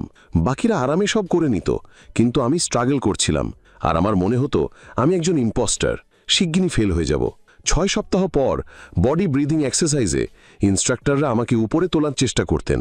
আমি বারবার পানি ভেতরে নিচ্ছিলাম, অক্সিজেনের অভাব অনুভব করছিলাম। এত স্ট্রেসের পর একদিন আমাকে মেডিকেল কারণে সিকল সেল ট্রেটের জন্য ট্রেনিং থেকে সরিয়ে দেওয়া হলো। ভেতর থেকে আমি খুশি ছিলাম, কিন্তু বাইরে থেকে অভিনয় করলাম যে আমার খারাপ লেগেছে। কিছুদিন পর আমাকে আবার ট্রেনিংয়ে ডাকা হলো, কিন্তু শর্ত ছিল যে আবার শূন্য থেকে শুরু করতে হবে। আমি ভয় ছেড়ে দিলাম, আর এটা মেডিকেল পেপারে লিখে দেওয়া হলো। কিন্তু সত্যিটা হলো আমি নিজেই ছেড়েছিলাম, আমি কুইট করেছিলাম। তারপর আমি অন্য ইউনিটে গেলাম, আলাদা কাজ করলাম, কিন্তু কখনো গর্ব অনুভব করিনি, কারণ আমি জানতাম আমি কুইট করে গিয়েছিলাম। নিজের লজ্জাকে জিম আর খাবারে লুকিয়ে দিলাম। পাওয়ার লিফটিংয়ে লেগে পড়লাম, শরীরটা মোটা করে ফেললাম যাতে আসল নিজেকে লুকাতে পারি। বাইরে থেকে সবাইকে আমি বড় আর শক্তিশালী দেখাতাম, কিন্তু ভেতর থেকে নিজেকে লুজার আর ভীত মনে করতাম। আমি চাইতাম যাতে কেউ আসল ডেভিড গগিন্সকে দেখতে না পায়, শুধু একজন বড় বডি বিল্ডারকে দেখুক যে ভেতরের আসল বাস্তবতাটাকে লুকিয়ে রাখে। রোজ সকালে আমার ইকো ল্যাবের শিফট শেষ হতো। তারপর আমি স্টিক অ্যান্ড শেক থেকে একটা বড় চকলেট শেক আর 7-Eleven থেকে চকোলেট ডোনাটস নিতাম। সব কিছু গাড়িতে খেতে খেতে বাড়ি যেতাম। বাড়ি এসে মায়ের ফোন আসতো, বলতো চলে আয় ব্রেকফাস্টের জন্য। আর আমি তবুও গিয়ে পুরো বুফে ব্রেকফাস্ট ভেঙে দিতাম, যদিও ইতিমধ্যে অনেক খেয়ে ফেলেছিলাম। জীবনে কোনো লক্ষ্য ছিল না, শুধু অন্ধকারে জীবনযাপন করছিলাম, আসল নিজেকে লুকিয়ে। প্যামও আমার স্ত্রী, ও বেশিরভাগ সময় ব্রাজিলে থাকতো। আমাদের বিয়েটাও ভেঙে যাচ্ছিল, সব কিছু বিগড়ে যাচ্ছিল। একদিন বাড়ি এসে টিভিতে নেভি সিলসের বার্ডস ট্রেনিংয়ের একটা শো দেখলাম। আমি দেখতে থাকলাম কিভাবে লোকেরা হেলভিকে কষ্ট পায়, দুঃখ, ক্লান্তি, ব্যথা, আর প্রত্যেকটা কঠিন পরিস্থিতির পরেও ঘন্টা বাজায় না, গিভ আপ করে না। তাদের ডেডিকেশন আর ড্রাইভ দেখে আমার মনে হলো এটাই জিনিস যা আমার দরকার ছিল। এই সব কিছু যা আমি ছিলাম না। গ্র্যাজুয়েশনের সময় তাদের অফিসার বলেন, বড শুধু তাদের জন্য যারা মধ্যমতাকে ঘৃণা করে আর প্রত্যেকটা বাধা পার করে। সেই দিন আমার মনে হলো এই কথাটা আমার জন্য। আয়নায় দেখলাম আমি 300 পাউন্ডের, প্রায় 136 কেজির, ঠিক সেই লুজার যা সবাই বলতো, zero discipline, zero skills, zero hope. কিন্তু একটা নতুন আগুন জ্বলে উঠল। এখন আমি ঠিক করে নিলাম যে আমি সিল হব, যাই হোক। 3 সপ্তাহ ধরে প্রত্যেকদিন নেভি রিক্রুটারদের ফোন করলাম, সবাই মানা করে দিল। তারপর নেভেল রিজার্ভসে প্যাটি অফিসার স্টিভেন সেজোকে পেলাম, যিনি একটু আলাদা ছিলেন। তিনি আমার গল্প শুনলেন আর বললেন, হতে পারে, কিন্তু কাজ করতে হবে। তিনি আমাকে ওজন করলেন। 297 পাউন্ডস ছিল, আর আমাকে 191 পাউন্ডস পর্যন্ত যেতে হতো। শুধু 3 মাস বাকি ছিল, কিন্তু সাথে অ্যাসভ্যাব টেস্টও আবার দিতে হতো, কারণ স্কোর কম ছিল। 2 সপ্তাহ শুধু পড়াশোনা করলাম, তারপর টেস্ট দিলাম। স্কোর 44 এলো, কিন্তু সিলের জন্য 50 দরকার ছিল। এখন আবার চেষ্টা করতে হতো। সেই রাতে চাকরিতে গিয়ে ইঁদুর, আরশোলা আর একটা রাগীর এখন আমাকে ভাবতে বাধ্য করল যে আর কত বছর আমি এইভাবে বেঁচে থাকব। আমি কি এটাই জীবন চাই? তখনই ঠিক করলাম, এখন বাস। বাড়ি এসে রানিং শুজ পরলাম, দৌড়ানো শুরু করলাম। কিন্তু 400 গজেই পড়ে গেলাম। শ্বাস ফুলে গেল, মাথাটা ব্যর্থতায় ভরে গেল। তারপর রকির VHS বের করলাম, রাউন্ড 14 দেখলাম। যখন রকি মার খেয়েও উঠে দাঁড়ালো, তখন ভাবলাম আমিও উঠতে পারি। আবার দৌড়ালাম। এবার ব্যথার পরেও থামলাম না। 1 মাইল পর্যন্ত গেলাম। বুঝলাম সীমাবদ্ধতা শুধু মনের মধ্যেই। এখন রুটিন হয়ে গেল। সকাল 4:30টায় ওঠা, কলা খাওয়া, স্টেশনারি বাইকে 2 ঘন্টা অ্যাসভ্যাব পড়া, পুলে 2 ঘন্টা সাঁতার, জিমে রিপসের পর রিপস 100 থেকে 200 পার সেট, তারপর 2 ঘন্টা বাইক, আর শুধু একটাই মিলে চিকেন, সবজি আর একটু ভাত। দিনে 2 বার ওজন চেক করতাম। 2 সপ্তাহে 25 পাউন্ড কমে গেল। তারপর 250 পাউন্ডে পুশ আপস, রানিং শুরু করলাম। ডিপ্রেশন, অ্যাংজাইটি সব ছিল, কিন্তু এখন ওগুলো থেকেই মোটিভেশন নিচ্ছিলাম। প্যামও পরিষ্কার বলে দিল যে সে স্যান ডিয়েগো যাবে না। আমি কার্যত একাই ছিলাম। যখনই ডিমোটিভেটেড লাগতো, সেজোকে ফোন করতাম, রকির সাউন্ড ট্র্যাক শুনতাম, আর মনে মনে নিজেকে সিল হওয়ার সিন দেখতাম। এখন সংগ্রামটা দিবাস্বপ্ন ছিল না, বাস্তব হয়ে গিয়েছিল। যতই ওজন কমতে লাগলো, ওয়ার্কআউট বাড়তে লাগলো। পোল আপস, সাঁতার, বুটস পরে রানিং, পুশ আপস সব। কিন্তু যদি একটাও রিপ মিস হতো, 1 পাউন্ডও না যেত, তো আবার রাতে জিমে গিয়ে নিজেকে শাস্তি দিতাম, যতক্ষণ না পুরো হতো। অবশেষে অ্যাসভ্যাবের দিন এলো। টেস্টটা ডিজিটাইজ ছিল। আমি কম্পিউটারে 0 ছিলাম, কিন্তু কোনোভাবে হয়ে গেল। সবকিছু শেষ করে রেজাল্টের জন্য অপেক্ষা না করে ফিরে গিয়ে রেজাল্ট জিজ্ঞেস করলাম। ওভারঅল 65, মেকানিক্যাল কম্প্রিহেনশনে ঠিক 50 পেলাম। আমি আক্ষরিক অর্থেই চিৎকার করে উঠলাম, ইয়েস, ইয়েস। পুরো রুমের সবাই আমার দিকে তাকিয়েছিল, কিন্তু আমি পাগলের মতো খুশি ছিলাম। মাকে ফোন করলাম, বললাম আমি করে ফেলেছি, আমি সিল হতে যাচ্ছি। সেজো পরের দিন জানিয়ে দিল যে আমার সিলেকশন হয়ে গেছে, কিন্তু খুশির সাথে একটা বড় পছন্দও এলো, হয় সিল হন, নয়তো বিয়ে বাঁচান। আমি আমার স্বপ্নটাকে বেছে নিলাম। এটা ছিল আত্মসম্মান আর নিজেকে আজাদ করার সুযোগ। এখন আমি সারাদিন পুলে ওয়েটস নিয়ে সাঁতার কাটতাম, বরফের পানিতে পুকুরে শুয়ে থাকতাম, তারপর দৌড়াতাম আর লাগাতার এক্সট্রিম ডিসকমফর্টে নিজেকে ফেলতাম, যাতে মন, শরীর আর আত্মা একেবারে তৈরি হয়ে যায়। এখন আমি আমার অতীত থেকে পালাচ্ছিলাম না, আমি তার থেকে বেরিয়ে এসেছিলাম। কষ্ট এখনও ছিল, কিন্তু এখন কষ্টেও মজা আসতো, কারণ এখন অবশেষে আমার জীবনের একটা উদ্দেশ্য ছিল। চ্যালেঞ্জ 3, যদি আপনি সত্যিই আপনার মনকে কঠিন বানাতে চান, তাহলে সবচেয়ে প্রথম পদক্ষেপ হলো আপনার কমফোর্ট জোন থেকে বেরিয়ে আসা। আপনার জার্নাল বা নোটবুক বের করুন আর লিখুন কোন কোন জিনিসগুলো আপনার করতে ভালো লাগে না বা আপনাকে অস্বস্তিকর বোধ করায়, বিশেষ করে সেগুলো যা আপনি জানেন আপনার জন্য ভালো। এখন তার মধ্যে থেকে একটা কাজ তুলে নিন আর সেটা করুন, তারপর আবার করুন। এই প্রক্রিয়াটা রিপিট করুন। ধীরে ধীরে নিজেকে একটু একটু করে ধাক্কা দিন। জরুরি নয় যে বড় কোনো অসম্ভব কাজ খুঁজে নেবেন। পয়েন্টটা হলো প্রতিদিনের স্তরে এমন কিছু করুন যা আপনাকে চ্যালেঞ্জ করে। সেটা ছোট থেকে ছোট জিনিসই হোক না কেন, যেমন বিছানা গোছানো, বাসন ধোয়া, কাপড় ইস্ত্রি করা বা সকালে তাড়াতাড়ি উঠে 2 মাইল দৌড়ানো। যখন এটা সহজ লাগতে শুরু করবে, তখন 5 বা 10 মিনিট বাড়িয়ে নিন। যদি সবকিছু ইতিমধ্যেই করছেন, তো এমন কোনো নতুন জিনিস খুঁজুন যা আপনি করেন না। প্রত্যেকের জীবনেই এমন জায়গা থাকে যেখানে তারা উপেক্ষা করে বা আরও ভালো হতে পারে। আপনারটা খুঁজুন আর সেটাকে ইমপ্রুভ করুন। আমরা বেশিরভাগ সময় আমাদের শক্তির দিকেই মনোযোগ দিই, দুর্বলতাকে উপেক্ষা করি। কিন্তু এখন দুর্বলতাকেই নিজের শক্তি বানাতে হবে। ছোট ছোট অস্বস্তিকর জিনিসগুলো করার মাধ্যমেই আপনি শক্তিশালী হবেন।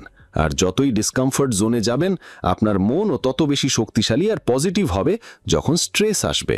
হেল উইক সিল ট্রেনিং শুরু হবার আগেই আমরা সবাই জানতাম এটা সবচেয়ে কঠিন পরীক্ষা, যেখানে শুধু শরীর নয়, মনও ভেঙে যায়। সাইকোপিট আর ইনস্ট্রাক্টররা আমাদের রাতের অন্ধকারে গ্রেনেড দিয়ে ওঠাতেন, চিৎকার করতেন, পুশ আপস, সিট আপস, ফ্লাটার কিক্স আর হিমশীতল পানি দিয়ে আমাদের অত্যাচার করতেন বিনা রুকে। আমরা সবাই বিচে, ঠান্ডা সাগরে, বালির উপর, গালের উপর, সব জায়গায় কষ্টে ছিলাম। ঘুম ছিল না, ঠান্ডা ছিল অতিরিক্ত, কিন্তু পিছু হটার কোনো রাস্তা ছিল না। ঘণ্টা বাজিয়ে হেলমেট রাখা কুইট করা লোকেরা প্রতিদিন চলে যাচ্ছিল, কিন্তু আমি ঠিক করেছিলাম আমি এই খেলাটা আমার মন দিয়ে খেলব, ইনস্ট্রাক্টররা যতই ভাঙার চেষ্টা করুক না কেন। বার্ডসে 3টে ফেজ আছে। প্রথমটা শুধু শারীরিক অত্যাচার, দ্বিতীয়টা ওয়াটার বা ডাইভ ট্রেনিং, আর তৃতীয়টা ল্যান্ড ওয়ারফেয়ার।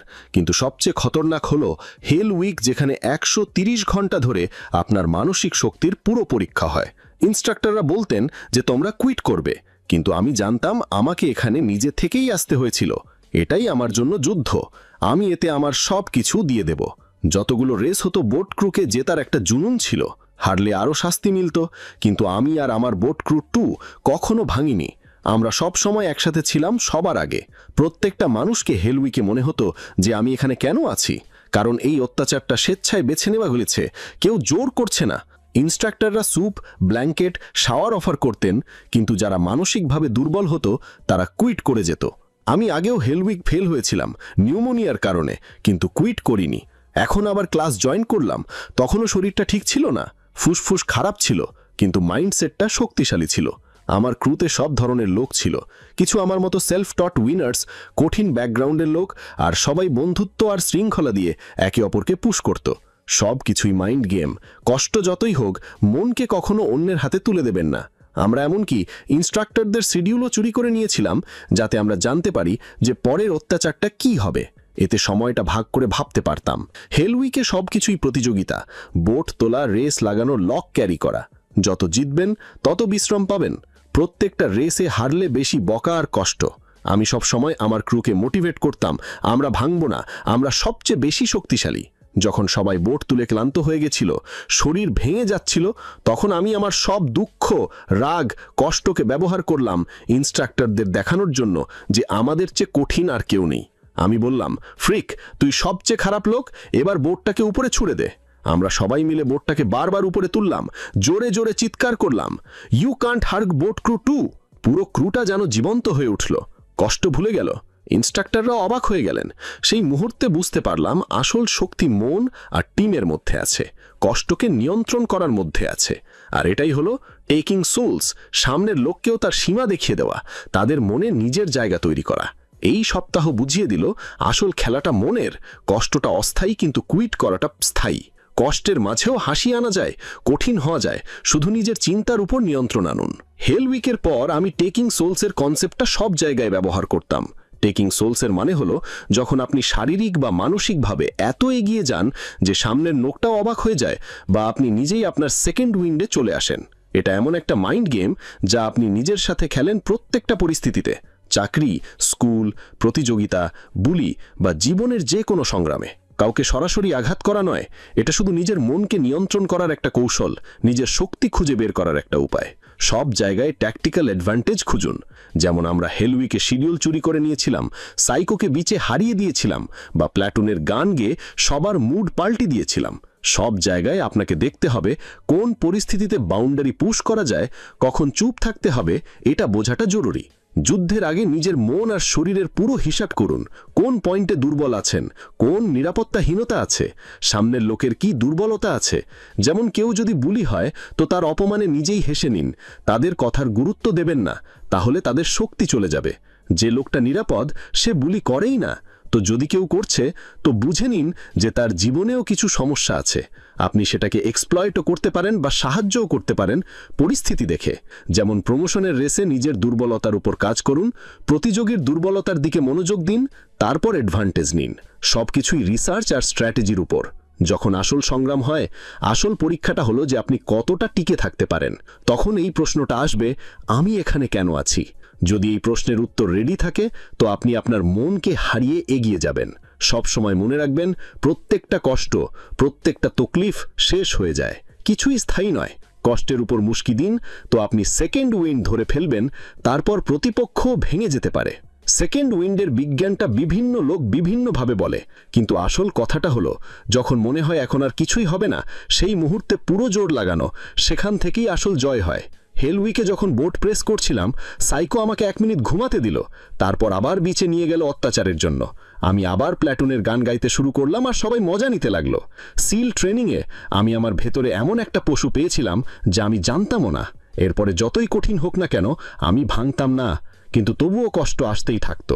হাঁটু খারাপ ছিল, মেড চেকে গেলাম, শট নিলাম, তবুও ইনস্ট্রাক্টররা আমাকে আরও চ্যালেঞ্জ দিলেন যে ঝড়ের মধ্যে খোলা সমুদ্রে একা নৌকায় সাঁতার কাটো। আমি ভয় পেয়ে গেছিলাম, কারণ এভাবে সাঁতার কাটার প্র্যাকটিস ছিল না, কিন্তু আমি রিফিউজ করতে পারতাম না। এটা আমার জন্য আমার সীমা ভাঙার একটা সুযোগ ছিল।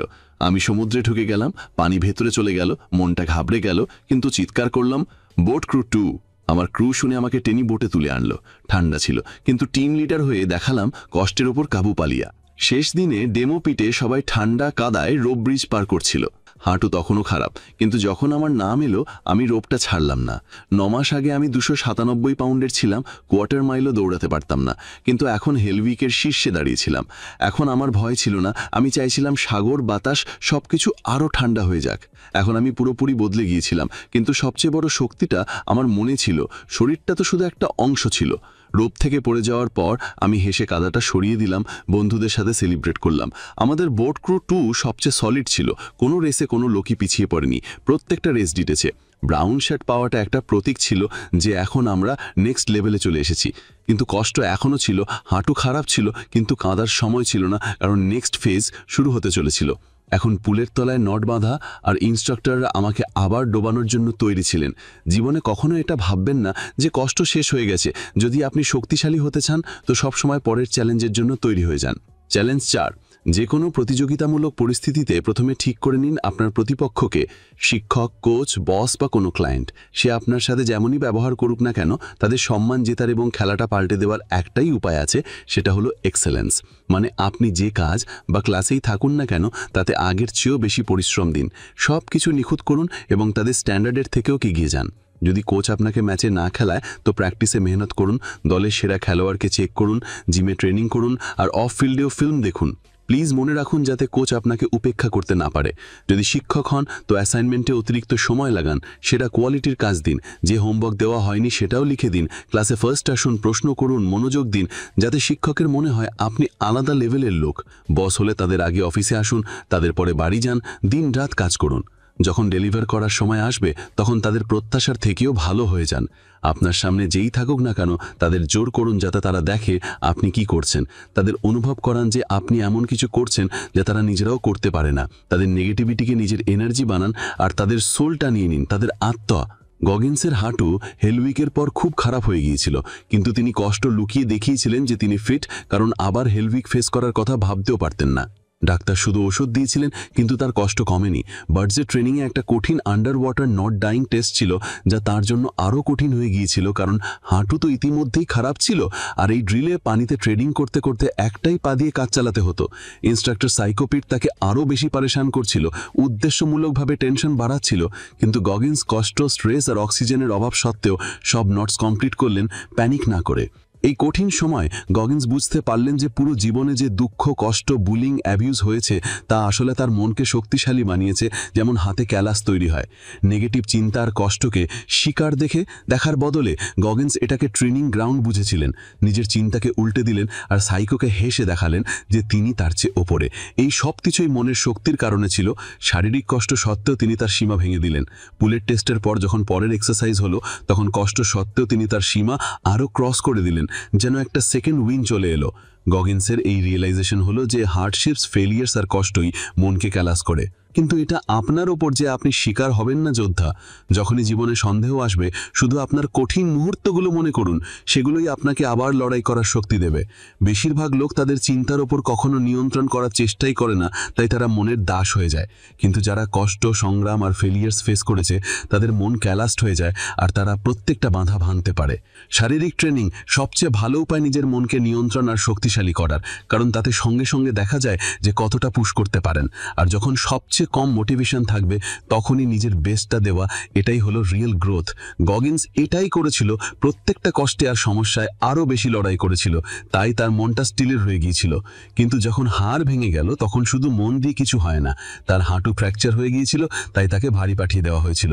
কিন্তু তিনি কুইট করেননি, তিনি জানতেন যে আবার ডাকা হবে, শুধু ভবিষ্যৎটাও নিশ্চিত ছিল। গগিন্সকে প্লেনে ক্লস্ট্রোফোবিয়া হতো, তাই ট্রেন দিয়ে স্যান ডিয়েগো থেকে শিকাগো গেলেন।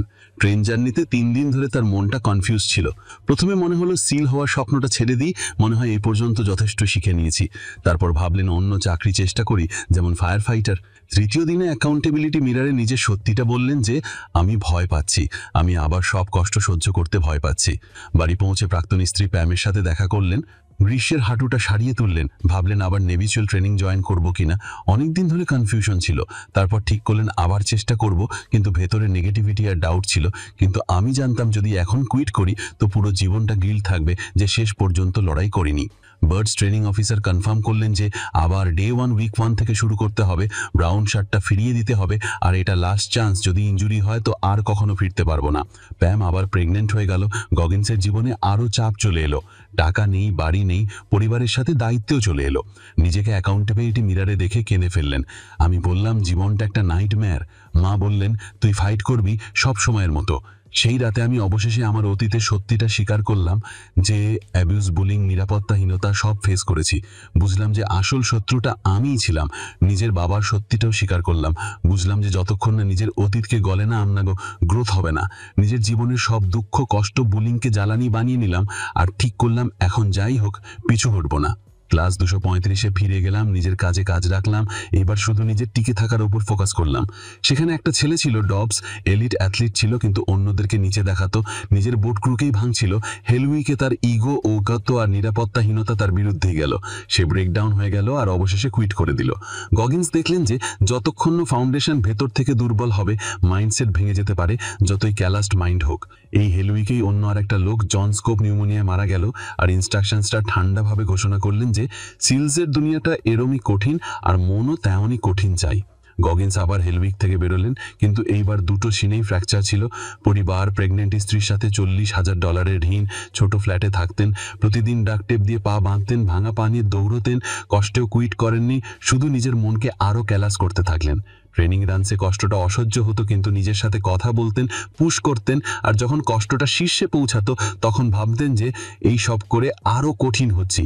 ইন্সট্রাক্টররাও ইমপ্রেসড হয়েছিলেন, তাকে সবচেয়ে কঠিন সাঁতারের টেস্ট দিয়েছিলেন, বানা হাত পা দিয়ে পুল পার করতে হয়েছিল, কোনো মতে পাশ করেছিলেন। সেকেন্ড ফেজে ডাইভ ট্রেনিংয়েও কষ্ট ছিল, কিন্তু গিভ আপ করেননি। থার্ড ফেজে যখন ট্রেনিং ডিপে ছিল আর ইন্সট্রাক্টররা অত্যাচার করতে শুরু করেছিলেন, তখন গগিন্স খুশি মনে অংশ নিতেন। একটা পয়েন্টে ইন্সট্রাক্টররা তাকে আলাদা করে বললেন, তুই এটা এনজয় করছিস, বাইরে আয়। এটাকে গগিন্স নিজের ভিক্টরি মানলেন। গ্র্যাজুয়েশন দিন এলো, সবাই খুশি, কিন্তু গগিন্সের ভেতরে দুঃখ ছিল, কারণ তাকে এই কষ্ট আর সংগ্রামটাই চাইছিল।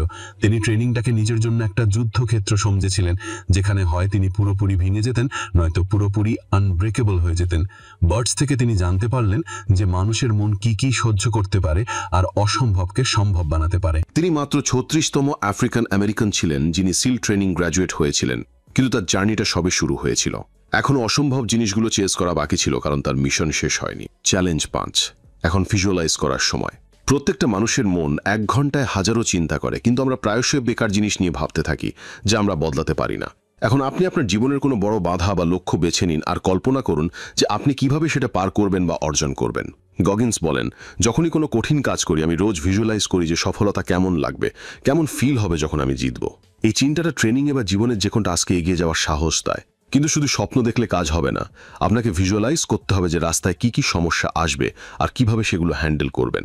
যেমন রেসে যাওয়ার আগে গগিন্স পুরো কোর্সটা মনে মনে ঘোরান, সম্ভাব্য চ্যালেঞ্জগুলো ভাবেন আর তাদের জন্য প্ল্যান বানান। সবকিছুর জন্য প্রস্তুত হতে পারবেন না, কিন্তু যদি আগে থেকে ভিজুয়ালাইজেশন করেন তো রেডি থাকবেন। নিজের সাথে কিছু বেসিক প্রশ্নের উত্তর রেডি রাখুন। আমি এটা কেন করছি? আমাকে কোন জিনিসটা ড্রাইভ দেয়? যে কষ্টটা আছে সেটাকে কিভাবে জ্বালানি বানাতে পারি? কোন জিনিসগুলো মনকে কঠিন বানায়? যখন জীবনে কষ্ট বা সন্দেহের দেওয়াল আসবে, তখন এই সব উত্তর আর আপনার ক্যালাস্ট মাইন্ড আপনার কাজে আসবে। একটা কথা আরও মনে রাখবেন, ভিজুয়ালাইজ তখনই কাজ করবে যখন সত্যি পরিশ্রম করা হবে। মিথ্যে স্বপ্ন দেখার কোনো ফায়দা নেই, শুধু লোক দেখানো করলে কিছুই হবে না।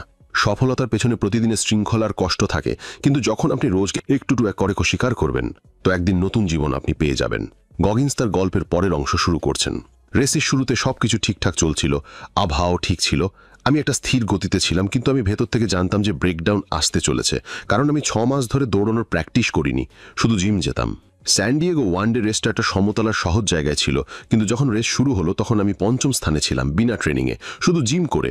রেসের একদিন আগে আমি আমার ইনস্ট্রাক্টর এসবিজির সাথে হেভি ওয়েট লিফটিংও করে এসেছিলাম, তাও পায়ের, কারণ তার যুক্তি ছিল যে মনকে যুদ্ধের মূলে আনতে হবে, ক্লান্তির সাথে লড়তে হবে। আল্ট্রা ম্যারাথন রেসের সব এক্সপার্ট রানাররা এসেছিলেন, সবাই তাদের নিউট্রিশন আর প্ল্যানের দিকে মনোযোগ দিচ্ছিল। আমি শুধু রিটস ক্র্যাকার্স আর নেপ্লেক্স শেক নিয়ে পৌঁছেছিলাম। আমি রেসের সময় আমার স্ত্রী কেটকে প্রত্যেক মাইলে দেখছিলাম যে আমাকে সাপোর্ট করছে, আর এসবিজিও এসেছিল চিয়ারিংয়ের জন্যে। অন্য রানাররা পাতলা ছিল, আমি একাই বাউন্সার টাইপে ছিলাম, কোনো প্ল্যান নেই, ব্যাস দৌড়াচ্ছিলাম। রেস ডিরেক্টর মেজ আমাকে বারবার বলছিল গতি কমাও, কিন্তু আমি অপেক্ষা করছিলাম।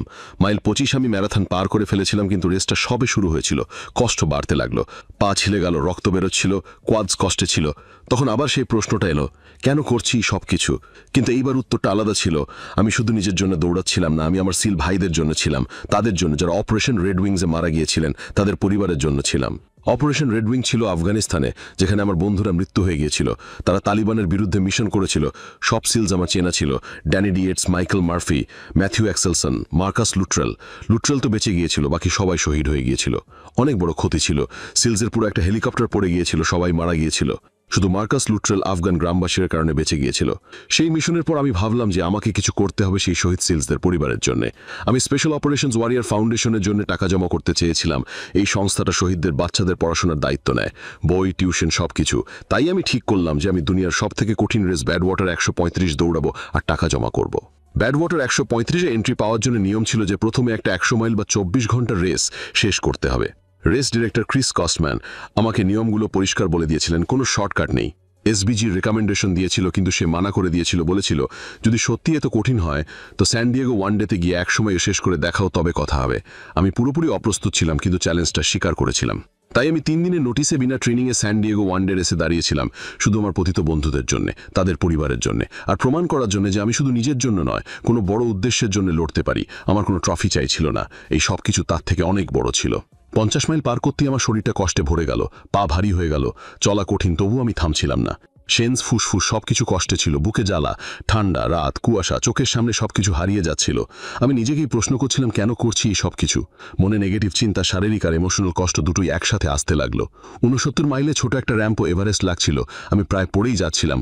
70 মাইলে অবশেষে কোল্যাপস করে গেলাম। স্ত্রী কেট আমাকে চেয়ারে বসালো, মোজা খুলতেই রক্ত, ব্লিস্টার, ভাঙ্গা টোনেল, রক্তও আসছিল। আমি নিজের উপরই প্রস্রাব আর পটিও করে ফেলেছিলাম, তবু রেসটা ছাড়িনি। মোটরিন, একটু খাবার, গেটারেট সব নিয়ে আবার দাঁড়ালাম। খুব ধীরে ধীরে চলছিলাম, 20 মিনিট পার মাইল। কেট সত্যি বলল যে এই গতিতে 100 মাইল কমপ্লিট হবে না। আমি ভেতর থেকে ভেঙে গেলাম, কিন্তু তখন বুঝলাম যে আসল কারণ এই সব কিছু করার অপারেশন রেড উইংস বা অন্য কারোর জন্য নয়। এই লড়াইটা আমার নিজের সাথে ছিল, কতটা কষ্ট নিতে পারি, কতটা এগিয়ে যেতে পারি। আমি কি সত্যি হেরে যাব নাকি ফাইট করব? আমি আমার মনের ভেতর গেলাম, আমার পুরনো জয়গুলো মনে করলাম, যেমন স্কুলে পড়াশোনায় ফেল হওয়ার পরেও পাশ করা, ওজন কমানো, ডিপ্রেশন থেকে বেরিয়ে আসা, বা ছোটবেলার কোনো কঠিন পরিস্থিতি যা আপনি প্রত্যেকবার চেষ্টা করে জিতেছেন। সেই ছোট ছোট জিনিসগুলোও লিখুন, যা প্রথমে ফেল হয়েছিলেন কিন্তু আবার করে সফল হয়েছিলেন, চাই সেটা পরীক্ষা হোক, অভ্যেস পরিবর্তন হোক বা অন্য কিছু।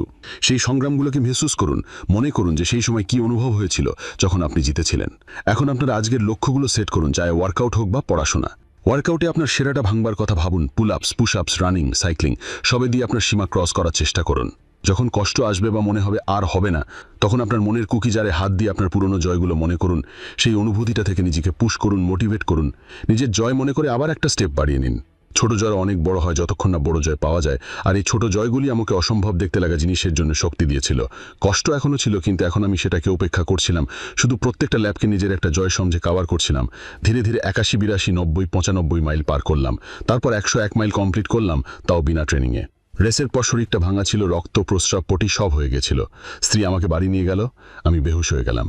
ফিরে এসে শাওয়ারে পড়ে থাকলাম, কিডনি ফেলিয়ারেরও ঝুঁকি ছিল, কিন্তু হাসপাতালে গেলাম না, কারণ আমি কষ্টটাকে মেহসুস করতে চাইছিলাম। এই কষ্টটাই আমার ট্রফি ছিল, আমার জয়ের সার্টিফিকেট ছিল। আমার ফিল হলো যে আমি নিজেকে আন্ডার এস্টিমেট করি, শরীর আর মনের সীমা অনেক উপরে, সবকিছু মনের উপর নির্ভর করে। যদি বিনা ট্রেনিংয়ে 101 মাইল দৌড়াতে পারি, তো একটু মেহনত করে কি না করতে পারি। এই রেসটা আমাকে শিখিয়ে দিল যে আসল জয় মনকে মাস্টার করার, কষ্টকে এনজয় করাই আসল ট্রফি। চ্যালেঞ্জ 6, আপনার কুকিজারের হিসাব লিখুন। শুধু আপনার বড় অর্জনগুলো নয়, জীবনের বড় সংগ্রামগুলো নোট করুন, যেমন সিগারেট ছাড়া, ডিপ্রেশন থেকে বেরিয়ে আসা, বা ছোটবেলার কোনো কঠিন পরিস্থিতি যা আপনি প্রত্যেকবার চেষ্টা করে জিতেছেন। সেই ছোট ছোট জিনিসগুলো লিখুন যা প্রথমে ফেল হয়েছিলেন কিন্তু আবার করে সফল হয়েছিলেন। চাই সেটা পরীক্ষা হোক, অভ্যেস পরিবর্তন হোক বা অন্য কিছু। সেই সংগ্রামগুলোকে মিহসুস করুন, মনে করুন যে সেই সময় কি অনুভব হয়েছিল যখন আপনি জিতেছিলেন। এখন আপনি আপনার জীবনের আজকের লক্ষ্যগুলো সেট করুন, চাহে ওয়ার্কআউট হোক বা পড়াশোনা। ওয়ার্কআউটে আপনার সেরাটা ভাঙবার কথা ভাবুন। পুল আপস, পুশ আপস, রানিং, সাইক্লিং সবেতেই আপনার সীমা ক্রস করার চেষ্টা করুন। যখন কষ্ট আসবে বা মনে হবে আর হবে না, তখন আপনার মনের কুকিজারে হাত দিয়ে আপনার পুরনো জয়গুলো মনে করুন। সেই অনুভূতিটা থেকে নিজেকে পুশ করুন, মোটিভেট করুন। নিজের জয় মনে করে আবার একটা স্টেপ বাড়িয়ে নিন। পড়াশোনা বা অন্য কোনো কাজেও এই জিনিসটা প্রয়োগ করুন। নতুন টার্গেট সেট করুন, আরও বেশি সময় ধরে ফোকাস করুন, নতুন রেকর্ডস বানান। যখন বোর হবেন বা ডাউট আসবে তখন আপনার কুকিজারের ব্যবহার করুন। আপনার পুরনো জয়গুলো থেকে মোটিভেশন নিন আর আবার লেগে যান। এটা হিরো হওয়ার বা নিজেকে বড় জয়ী ভাবার সিন নয়, এটা মনে করানোর একটা উপায় যে আপনি কতটা শক্তিশালী, যাতে যখন আসল সংগ্রাম আসবে তখন সেই এনার্জি দিয়ে জিততে পারেন। গগিন্স তার বইয়ে আরও লিখছেন যে সোমবার সকাল ছিল, আমি 101 মাইলের রেসের মাত্র 27 ঘন্টা পর আবার নিজের ডেস্কে বসেছিলাম। শরীরটা কষ্টে ডুবেছিল কিন্তু আমি ব্রেক নিইনি।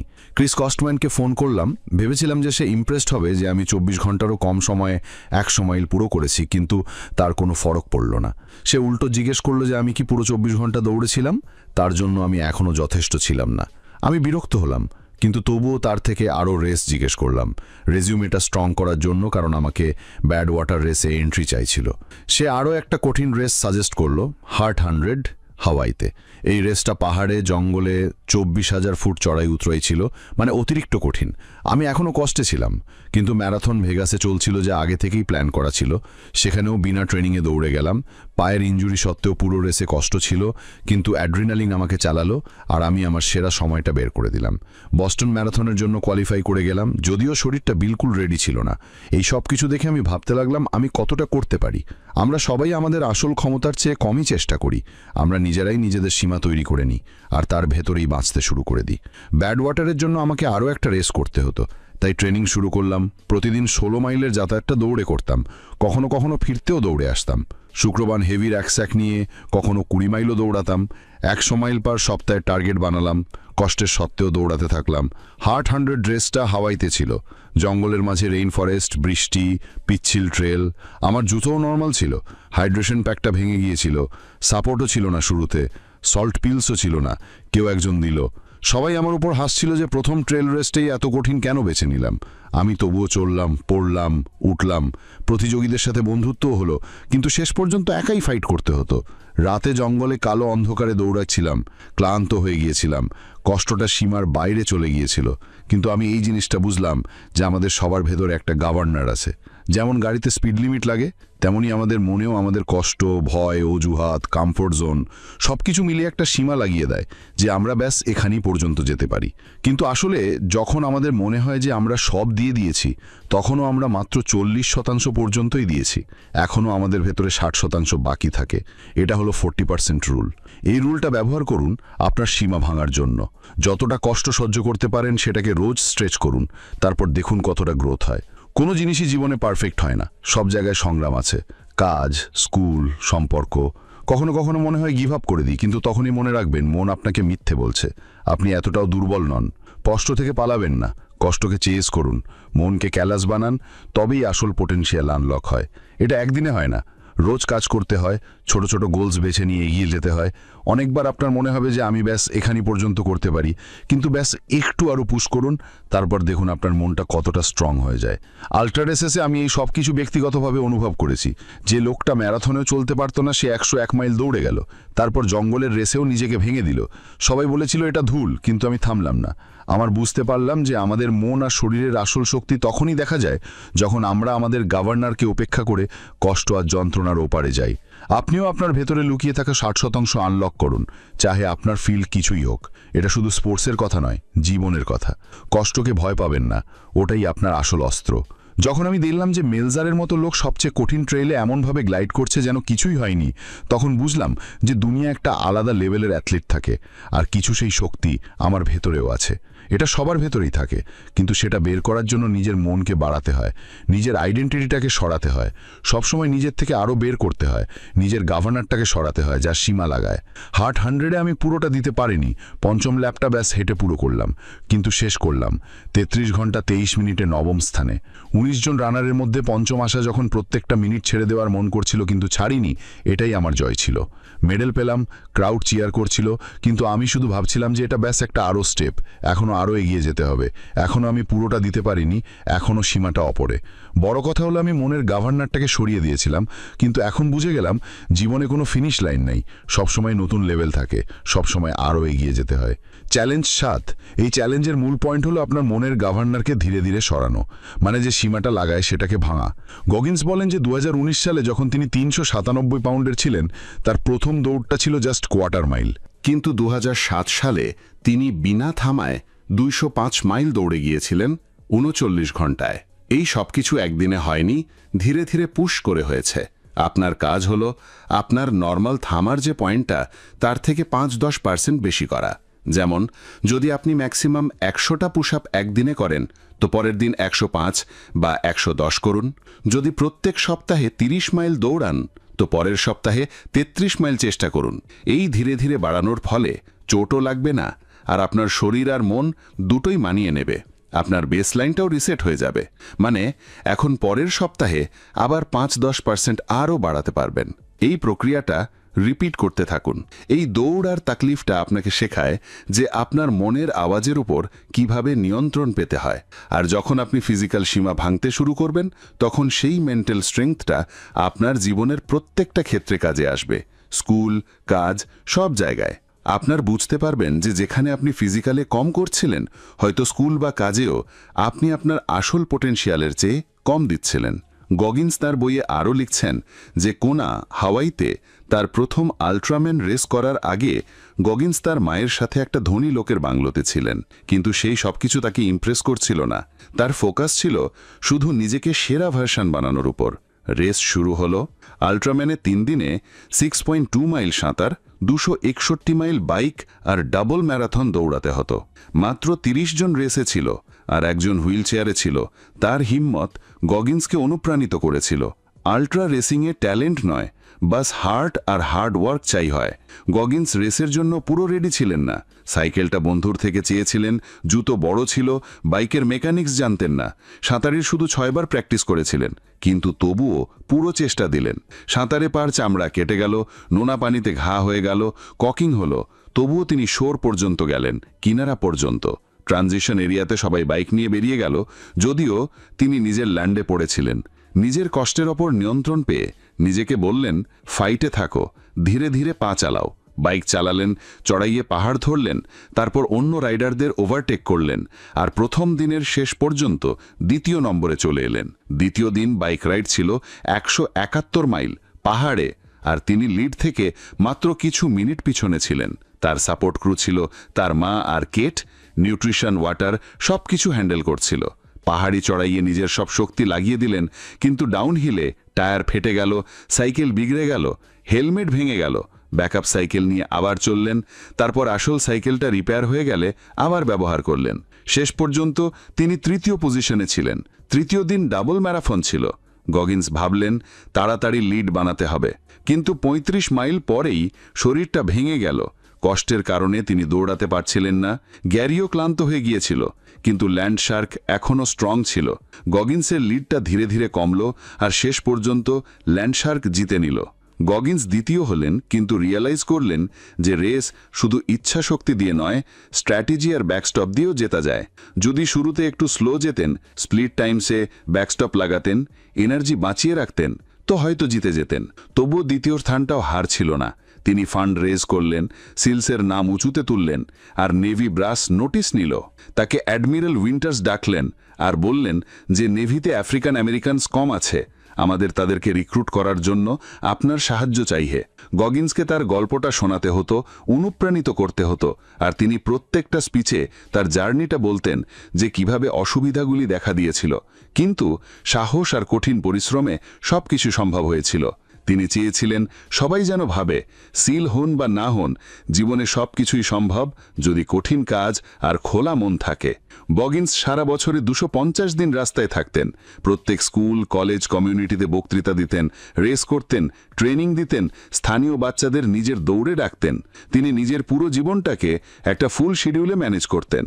সকাল 4টে উঠতেন, রানিং, সাইক্লিং, জিম, তারপর অফিস, তারপর সন্ধেও ওয়ার্কআউট, ফ্যামিলি টাইম আর রেস্ট সবকিছু প্ল্যান করতেন। তিনি বলেন যে লোকেরা বলে সময় নেই, কিন্তু আসলে আমরা সময় নষ্ট করি টিভি, ফোন, গসিপে। আপনার পুরো দিনটা অডিট করুন, প্রত্যেকটা কাজ টাইম স্লটে ফেলুন, ব্যাকস্টপ লাগান। যদি একটা কাজ লম্বা হয় তো অন্যটা সঙ্গে সঙ্গে শুরু করুন। কম কথায় মনোযোগ দিন, সোশ্যাল মিডিয়া, বাজে জিনিস কম করুন। গগিন্স বলেন যে আপনার লক্ষ্য ফিটনেস হোক, ব্যবসা হোক, ভাষা শেখা হোক বা অন্য কিছু, আপনাকে আপনার শিডিউলটা টাইট করতে হবে। অকেজ অভ্যাসগুলো সরিয়ে দিন, পুরো দিনের প্ল্যান বানান। বিশ্রামও জরুরি, রিচার্জ করুন, দিনটাকে একটা মিশনের মতো ট্রিট করুন। জীবনে কখনো ফিনিশ লাইন আসে না, সবসময় আরও কঠিন হতে হয়। দুর্বলতাকে শক্তিশালী বানাতে হয়, আর জীবনভর চ্যাম্পিয়নশিপ পেসে বাঁচতে হয়। মূল কথা হলো কঠিন পরিশ্রম, সেলফ রেস্ট আর ডিসিপ্লিন দিয়েই আসল সফলতা আসে। প্রতিভা ঐচ্ছিক, কাজটা জরুরি। আয়রনম্যান ওয়ার্ল্ড চ্যাম্পিয়নশিপ কোনা 2008-এ গগিন্স আর SEAL commander Keith Davis race করেছিলেন। দুজনেই নেভি সিলসদের রিপ্রেজেন্ট করেছিলেন। এনবিসিতে তাদের রেস কাভার হয়েছিল। রেস শুরু হওয়ার আগে দুজনেই একটা প্লেন থেকে প্যারাশুট লাগিয়ে সমুদ্রে ঝাঁপ দিয়েছিলেন। তারপর কিনারে এসে সঙ্গে সঙ্গে রেসে যোগ দিয়েছিলেন। সাঁতারে ডেভিস এগিয়ে গেল, বাইকে গগিন্সের ব্যাকটা টাইট হয়ে গেল। ম্যারাথনের শুরুতে শরীরটা সঙ্গ দিচ্ছিল না, কিন্তু গগিন্স ফাইটে টিকে থাকলেন। মাইল 10-এর পর তিনি রিদম ধরলেন, ডেভিসকে সামনে স্ট্রাগল করতে দেখলেন। শেষে কিছু মাইল দুজনে একসাথে দৌড়ালেন, ফিনিশ লাইন একসাথে পার করলেন, হাগ করলেন। টিভিতে একটা ইমোশনাল মোমেন্ট তৈরি হলো। সেই সময় জীবনটা দারুণ চলছিল, কেরিয়ার টপে ছিল, স্পোর্টস ওয়ার্ল্ডে নাম হয়ে গিয়েছিল, প্ল্যান ছিল আবার যুদ্ধক্ষেত্রে যাওয়ার। কিন্তু জীবনে কখনো কিয়স আসতে পারে, চাহে সবকিছু ঠিকঠাক চলুক। কখনো ছোটখাটো ইনজুরি বা ইস্যু এলে অ্যাডজাস্ট করুন। আপনার এনার্জিটা নতুন কিছু শেখায় দুর্বলতার উপর কাজে লাগান। দুর্বলতার উপর কাজ করাটা বোরিং লাগে, কিন্তু এটাই ইমপ্রুভমেন্টের সময়। ফোকাস হারাবেন না, মাইন্ডসেটটা টাইট রাখুন। গগিন্সের জন্য ট্রেনিংটা রেস বা মেডালের জন্য নয়, জীবনের জন্য। জীবনটাই সবচেয়ে বড় ইন্স্যুরেন্স সাপোর্ট। হার্ড ট্রেন করুন, অস্বস্তিতে থাকুন, মনকে ক্যালাস বানান, যাতে যখন আসল সমস্যা আসবে তখন আপনি ভেঙে না পড়েন। কখনো কখনো জীবন সরাসরি হার্টে অ্যাটাক করে। 2009-এ রিক্রুটমেন্ট ডিটেল শেষ হচ্ছিল। গগিন্স আবার ফিল্ডে যাওয়ার কথা ভাবছিলেন, কিন্তু রেস অ্যাক্রস আমেরিকার জন্য প্রস্তুতি নেওয়ার সময় তার হার্টের সমস্যা হয়ে গেল। রেস্টিং হার্ট রেট বেড়ে গেল, একটু কাজ করলেই হার্ট 150 BPM-এ চলে যেত। ডাক্তাররা টেস্ট করলেন, পতা চলল যে ছোটবেলা থেকেই তার হার্টে একটা ফুটো আছে, হোল অ্যাট্রিয়াল সেপ্টাল ডিফেক্ট। এই কারণে তার শরীরে অর্ধেক অক্সিজেনই মিলছিল। ফুসফুসের ওপর লোড, কফ, ক্লান্তি সব এক্সপ্লেন হয়ে গেল। ডাক্তার বললেন, তুমি এতক্ষণে যা করতে পেরেছ সেটা একটা চমৎকার, মিরাকেল। সার্জারি হলো, অ্যানাস্থেশিয়া পুরো কাজ করেনি, আধচেতন অবস্থায় অপারেশন হলো, হার্টে একটা প্যাচ লাগানো হলো।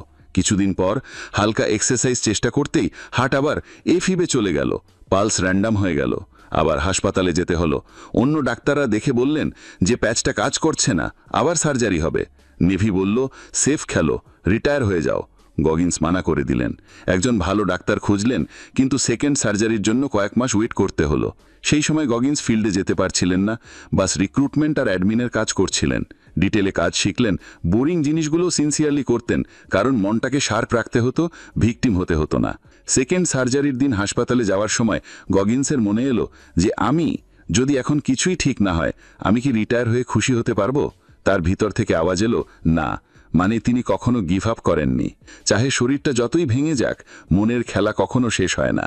চ্যালেঞ্জ আর্ট, এই চ্যালেঞ্জে আপনাকে আপনার দিনটাকে পুরো শিডিউল করতে হবে। আজকাল আমরা সবাই মাল্টিটাস্কিং করি, এই কারণে কাজটা আধা অসম্পূর্ণ হয়। এই চ্যালেঞ্জটা 3 সপ্তাহের। প্রথম সপ্তাহে আপনার নর্মাল রুটিন ফলো করুন, কিন্তু প্রত্যেকটা জিনিসের রেকর্ড রাখুন। কখন কাজ করেন, কখন ফোন চেক করেন, মিল ব্রেক কতটা লম্বা হয়, এক্সারসাইজ, টিভি, বন্ধুদের সাথে কথা, যাতায়াত সবকিছু সময়সহ লিখে নিন। এতে সময়টা বুঝতে পারবেন যে দিনে কতটা সময় নষ্ট হচ্ছে আর কোথায় ইমপ্রুভমেন্ট করতে পারেন। দ্বিতীয় সপ্তাহে নিজের জন্য সেরা শিডিউলটা বানান। প্রত্যেকটা কাজকে 15 থেকে 30 মিনিটের ব্লকে ফিক্স করুন। কিছু কাজ বেশি সময় নেবে, তো তাদের জন্য বেশি ব্লক রাখুন বা পুরো দিনও। যখন একটা কাজ করবেন তো শুধু সেটার উপরই মনোযোগ দিন, পুরো ফোকাস রাখুন, মাল্টিটাস্কিং করবেন না। যখন অন্য কাজ শুরু হবে প্রথম কাজটা পাশে রেখে দিন আর পুরো ফোকাসটা দ্বিতীয়টার উপর লাগান। মিল ব্রেক ফিক্সড রাখুন, খাওয়া শেষ হয়ে গেলে সময় নষ্ট করবেন না। এক্সারসাইজ আর রেস্টের সময়ও ফিক্স করুন, আর যখন রেস্টের সময় হবে তো সত্যিই রেস্ট করুন, না ফোন না সোশ্যাল মিডিয়া। দ্বিতীয় সপ্তাহেও নোটস বানান, টাইম স্ট্যাম্প সহ, হয়তো তবুও একটু ডেড স্পেস পাবেন, সেটাও নোটিস করুন। তৃতীয় সপ্তাহ পর্যন্ত আপনার শিডিউলটা এমন হয়ে যাওয়া উচিত যাতে পুরো দিনের ব্যবহার হয় ঘুম স্যাক্রিফাইস না করে। গগিন্সেও আরও লিখছেন যে আমাকে অপারেশনের সময় অ্যানাস্থেসিয়া লাগালে আমি আমার পুরনো জীবনে চলে গেলাম, জঙ্গলে মিশনে। আমি তখন 27 বছরের ছিলাম, নেভি সিল হয়ে গিয়েছিলাম, রিয়েল কম্বাটের অংশ হয়ে গিয়েছিলাম। আমরা মালয়েশিয়াতে জঙ্গল ওয়ারফেয়ার ট্রেনিং করছিলাম, হেলিকপ্টার থেকে র্যাপেলিং, ফাস্ট রোপ, আর আমি সবচেয়ে বড় হওয়ার কারণে M60 পিক গানটা তুলছিলাম, যা বেশ ভারী ছিল আর তার বেল্টটাও খুব ওজনের হতো। প্রত্যেক সময় আমাকে পুরো টিমের সাথে চলতে হতো, চাহে যতই ভারী সামান হোক। ট্রেনিংটা রিয়াল কম্ব্যাটের মতোই হতো, ব্যারেল ডিসক্রিশন শিখতে হতো, সেফটির খেয়াল রাখতে হতো। সিল হবার পরেও প্রত্যেক সময় জাজমেন্ট হতে থাকে, ভুল করলে ঘানটা নিয়ে নেওয়া হবে বা বের করে দেওয়া হবে। টিমে শুধু সেরা লোকেরাই টেকে। সিলসের ফিজিক্যাল ট্রেনিং খুব কঠিন ছিল, সকালে রান, সুইম, রান, সবাই একে অপরের সাথে প্রতিযোগিতা করত। আমাদের অফিসাররা নিজেরাই সবচেয়ে আগে থাকতেন, প্রতিযোগিতা থেকে পুরো টিমের লেভেলটা উপরে চলে গিয়েছিল। কিন্তু যখনই যুদ্ধের সুযোগ মিলত না তো ফ্রাস্ট্রেশন বের করার জন্য আরও হার্ড ট্রেনিং করত। সিলসের জীবনটা বাইরে থেকে রক স্টার লাগে, কিন্তু আমি পার্টি করতাম না। আমি রাতে শুধু রেস্ট করতাম আর পড়াশোনা করতাম, সবসময় মিশন রেডি থাকতাম। ওআইসি বলেছিল যে টিমের অংশ হবার জন্য একটু সোশ্যাল হতে হয়, কিন্তু আমি জানতাম আমি আলাদা। আমি কিছু আলাদা মানসিকতা নিয়ে এসেছিলাম। আমি সিলসেই ছিলাম কিন্তু ব্রাদারহুডে ছিলাম না। আমি আমার মেহনত দিয়ে এসেছিলাম আর সেটাই আমার আসল ভ্যালু ছিল। আমি সবসময় আরও এগিয়ে যেতে চাইতাম। আমি ডেল্টা ফোর্সের মতো সেরা লোকদের সম্পর্কে পড়তে শুরু করে দিয়েছিলাম। আমাকে সেরা হতেই হতো। আমি আর্মি রেঞ্জার স্কুলে যাবার জন্য 7টা চিঠি দিয়েছিলাম, 6টা ইগনোর হয়ে গেল, 7 নম্বরে অ্যাপ্রুভাল মিলল। ওয়াইসি বলল, তুই সেই লোক যে পিওডব্লিউ হতে চাস, শুধু এইটা দেখার জন্য যে তুই কতটা করতে পারিস। আমি দেবগুরুর গ্রিন টিম স্ক্রিনিংও ক্লিয়ার করেছিলাম, মাত্র 3 জন পাস করেছিল, আমি তাদের মধ্যে ছিলাম। তারপর আমি রেঞ্জার স্কুলে চলে গেলাম। রেঞ্জার স্কুলে সবার আগে আমাকে ব্রাভো কোম্পানির ফার্স্ট সার্জেন্ট বানিয়ে দেওয়া হলো, কারণ আমি রেঞ্জার ক্রিডটা পুরো মুখস্থ করেছিলাম। এখানে সবাই সমান হয়ে যায়, কোনো স্পেশাল ব্যাজ নেই, সবাইকে নিজেকে প্রুভ করতে হয়। আমি আমার প্লাটুনের লিডার ছিলাম, আমাকে অন্যদেরও খেয়াল রাখতে হতো। ফিজিক্যাল জিনিসগুলো আমার জন্য ম্যানেজেবল ছিল, কিন্তু এখন আমি অন্যদেরকেও অনুপ্রাণিত করতাম, হেল্প করতাম, লিডারশিপ কোয়ালিটি শিখলাম। প্রত্যেকটা ফেজে, যেমন fort benign, mountain phase, Florida phase, সব জায়গায় বেশ ব্রুটাল টেস্ট হতো। ঠান্ডা, খিদে, ঘুমের অভাব সব কিছু সহ্য করতে হতো।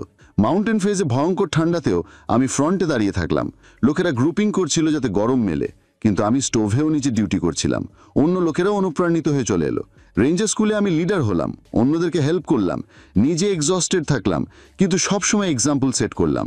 ফাইনাল ফ্লোরিডা ফেজে পানি, ঠান্ডা, ক্লান্তি, প্রত্যেকটা জিনিস ফেস করলাম, কিন্তু আমি চাহে লিডার থাকি বা না থাকি, অন্যদেরকে মোটিভেট করতে থাকলাম।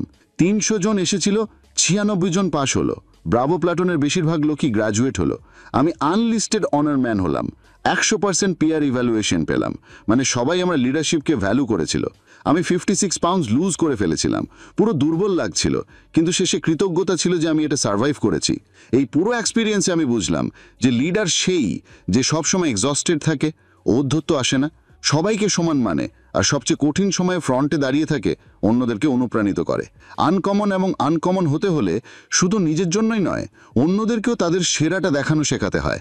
বেশিরভাগ লোক রেঞ্জার স্কুলের পর কয়েক সপ্তাহ রেস্ট করে আর ওজনটা আবার বাড়িয়ে নেয়, কিন্তু আমি সোজা গ্র্যাজুয়েশনের দিনই আমার অন্য সিল প্ল্যাটুন জয়েন করতে চলে গেলাম, বিনা ব্রেকে। আমি সবসময় আমার স্ট্যান্ডার্ডসকে আনকমন রাখতে চাইতাম, চাহে কেউ দেখুক বা না দেখুক। সব জায়গায়, বার্ডস থেকে রেঞ্জার স্কুল পর্যন্ত, আমি হার্ড ওয়ার্কের জন্য ফেমাস ছিলাম। অন্য প্ল্যাটুনের ওয়াইসি আমাকে পিটির হেড বানিয়ে দিল, তো আমি পুরো ফোকাসটা ঢেলে দিলাম যে প্ল্যাটুনটাকে সবচেয়ে ব্যাটেল রেডি বানাবো। আমাদের ট্রেনিংটা সবচেয়ে কঠিন ছিল। সকাল 5টায় রান, সুইম, রান, তারপর রক, অবস্ট্যাকল কোর্স, লগস তোলা, পুশ আপস, প্রত্যেক দিন ওয়ার্কআউট আরও কঠিন হতে লাগলো। কিন্তু কিছুদিন পরেই লোকজন ক্লান্ত হতে লাগলো, অ্যাটেন্ডেন্স কমতে লাগলো, আর ওয়াইসি আর চিফ এসে আমাকে সাইডে গিয়ে বলল যে গগিন্স, এইসব কিছু পাগলামি, আমরা এখন বার্ডসে নেই। আমার এইসব কিছু বুঝতে পারলাম না, কারণ আমার জন্য সিল এথস এটাই যে রোজ নিজেকে প্রুভ করা, কিন্তু তাদের শুধু জিমের ওয়ার্কআউটই চাই, হার্ড পিটি নয়। তাদের রিয়াকশন দেখে আমি হতাশ হয়ে গেছিলাম, তাদের লিডারশিপ থেকে সম্মানটা খাতাম হয়ে গেছিল। কিন্তু আমি আমার কমফোর্ট জোনের কথাই শুনতাম না, আমি রোজ নিজেকে পুশ করতাম, চাহে আমার ভালো নাও লাগুক। আমি মানতাম যে জীবনটা প্রত্যেক দিন শূন্য থেকে শুরু হয়, কখনোই নিজের কাজ দিয়ে সন্তুষ্ট হওয়া উচিত নয়। যাই অ্যাচিভমেন্ট হোক, তারপর আবার নতুন গোল, নতুন মেহনত। ভিক্টরিটাকে একটু সেলিব্রেট করুন, তারপর আবার জিরোতে চলে আসুন। অন্য প্লাটুনে বুঝলাম যে বেশিরভাগ লোক, চাহে তারা সিল্ড হোক বা অন্য কেউ, একটা নির্দিষ্ট লেভেল পর্যন্তই পুশ করে, তারপর সেটেলড হয়ে যায়। কিন্তু আমি সেটেলড হওয়া পছন্দ করতাম না। প্লাটুনে বাস একজন লোক স্লেজ ছিল যে আমার সাথে ছিল। স্লেজও কঠিন ছিল, প্রথমে স্ট্রাগল করতো, কিন্তু আমাদের সাথে ট্রেনিং করে একদম বদলে গেল। 100 সেটস অফ 10 পুল আপস পর্যন্ত পৌঁছে গেল, 35 পাউন্ডস ওজন কমালো। ইরাকে আমরা ওয়েট রুমেই থাকতাম, ডেড লিফটস, হিপ স্লেড। মনকে ট্রেন করতাম যাতে ডিসকমফর্টেও রিল্যাক্স থাকতে পারি, শরীর নয় মনকে টর্চার প্রুফ বানাচ্ছিলাম। প্লাটুনে ডিভাইড হয়ে গেল, আমি আর স্লেজ একদিকে, বাকি লোকেরা অন্যদিকে। আমি আমার অ্যাটিটিউডেই ঘুরে বেড়াতাম, সবচেয়ে আলাদা, বাস কাজ করতাম। তাই আমাকে লিভ মি অ্যালোন এগেনস্ট বলতো। আমি তখন এটা বুঝতে পারিনি যে আমার ডিসঅ্যাপয়েন্টমেন্ট আমার নিজের প্রবলেম ছিল, অন্যদের নয়। আমার আসল ডিউটি ছিল টিমকে অনুপ্রাণিত করা, কিন্তু আমি বাস দেখাতাম যে আমি কতটা হার্ড, তাদেরকে তুলতাম না। টিমের গ্যাপটা কখনো ফিল করেনি। আমার মেহসুসও হয়নি যে লিডারশিপটা ভুল হয়ে গেছে, এটা আমার ইগো ছিল। অন্য প্লাটুনের পর আমাকে ফ্রি ফল স্কুলে পাঠানো হলো, তারপর অ্যাসল্টস ইনস্ট্রাক্টর বানানো হলো। গ্রিন টিম অর্থাৎ দেবগুরুর জন্য প্রিপেয়ার হচ্ছিলাম, কিন্তু আমার কখনো অর্ডার্স আসেনি। বাকি দুজনকে অর্ডার্স মিলে গেল, আমাকে আবার স্ক্রিন করতে বলা হলো। ইন্টারভিউতে বেশিরভাগই রেসের প্রশ্ন করা হলো, যে আমাদের গ্রুপে ব্ল্যাক জোক শুনলে কিভাবে রিয়্যাক্ট করবে। আমি মনে মনে ভাবলাম কিভাবে হ্যান্ডেল করবে যখন আমি সবচেয়ে হার্ড নিকলাবো। তাদের মেসেজটা ছিল যে এখানে এন্ট্রি নিজের টার্মস আর কন্ডিশনস আছে। আমার সব বুঝতে পারলাম, কিন্তু জানি না কেন আমার গ্রিন টিমের অর্ডার্স কখনো মিলল না। আমি তবুও থামলাম না। ডেল্টা ফোর্স, যা আর্মি দেবগ্রুর জন্য, অ্যাপ্লাই করলাম। সিলেকশন প্রসেসটা খুব কঠিন ছিল। IQ test, resume, land navigation, PT, সব কিছু। ক্রস কান্ট্রি, প্রত্যেকদিন নতুন test, unknown distance, unknown cut off. আমি চাই যে আমি আনকমন, তো প্রথম দিন থেকেই সবচেয়ে আগে নিকলে গেলাম। কিন্তু একদিন অ্যাঙ্কেল ইঞ্জুরি হয়ে গেল, তবু আমি চেষ্টা করলাম। কিন্তু একটা পয়েন্টে টাইম মিস করে দিলাম, সিলেকশন হলো না। তবুও ডেল্টা অফিসার বলল যে তুই স্টার্ট, হিল হয়ে যা, ফির চলে আয়, তুই পারফেক্ট অ্যাডিশন হবি। কিন্তু কবে ফিরে সিল টিমে গেলাম, এখন আমাকে ওয়ারিয়র নেথ ইনস্ট্রাক্টর বানিয়ে দিল। একটু মোরাল ডাউন ছিল, কিন্তু বুঝলাম যে সব জায়গায় প্রেজুডিস থাকে, আর যখন তুমি অনলি ওয়ান হও, তোমাকে নিজেই ঠিক করতে হবে যে কিভাবে হ্যান্ডেল করতে হবে। আমি সবসময় এই ফিলিংসটাকে জ্বালানির মতো ব্যবহার করতাম। চাহে লোকেরা আমার এগেনস্টে থাকুক, আমি আরও হার্ড কাজ করতাম। কিন্তু এটাও রিয়েলাইজ হলো যে শুধু কনফ্রন্টেশন দিয়ে কিছু হদ পর্যন্তই এগিয়ে যাওয়া যায়। কখনো কখনো শত্রুতাও নিজে থেকেই তৈরি হয়ে যায়।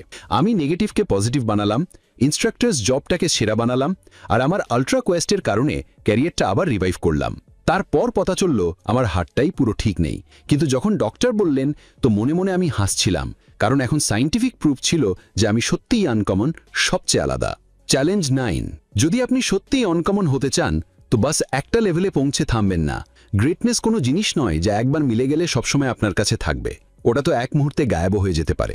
যে লোকেরা ভাবে যে বাস একটু স্টেটাস, সম্মান বা সফলতা মিলে গেলে জীবনটা বনে গেল, তাদের এটা বোঝা উচিত যে গ্রেটনেসকে জিন্দা রাখা খুব কঠিন। সবসময় আরও বেশি পাওয়ার খিদে রাখতে হবে, লগাতার মেহনত আর লগাতার নিজেকে পুশ করতে থাকতে হবে। এই জার্নিটা সবার জন্য নয়, কারণ এতে পুরো ফোকাস দিতে হয়।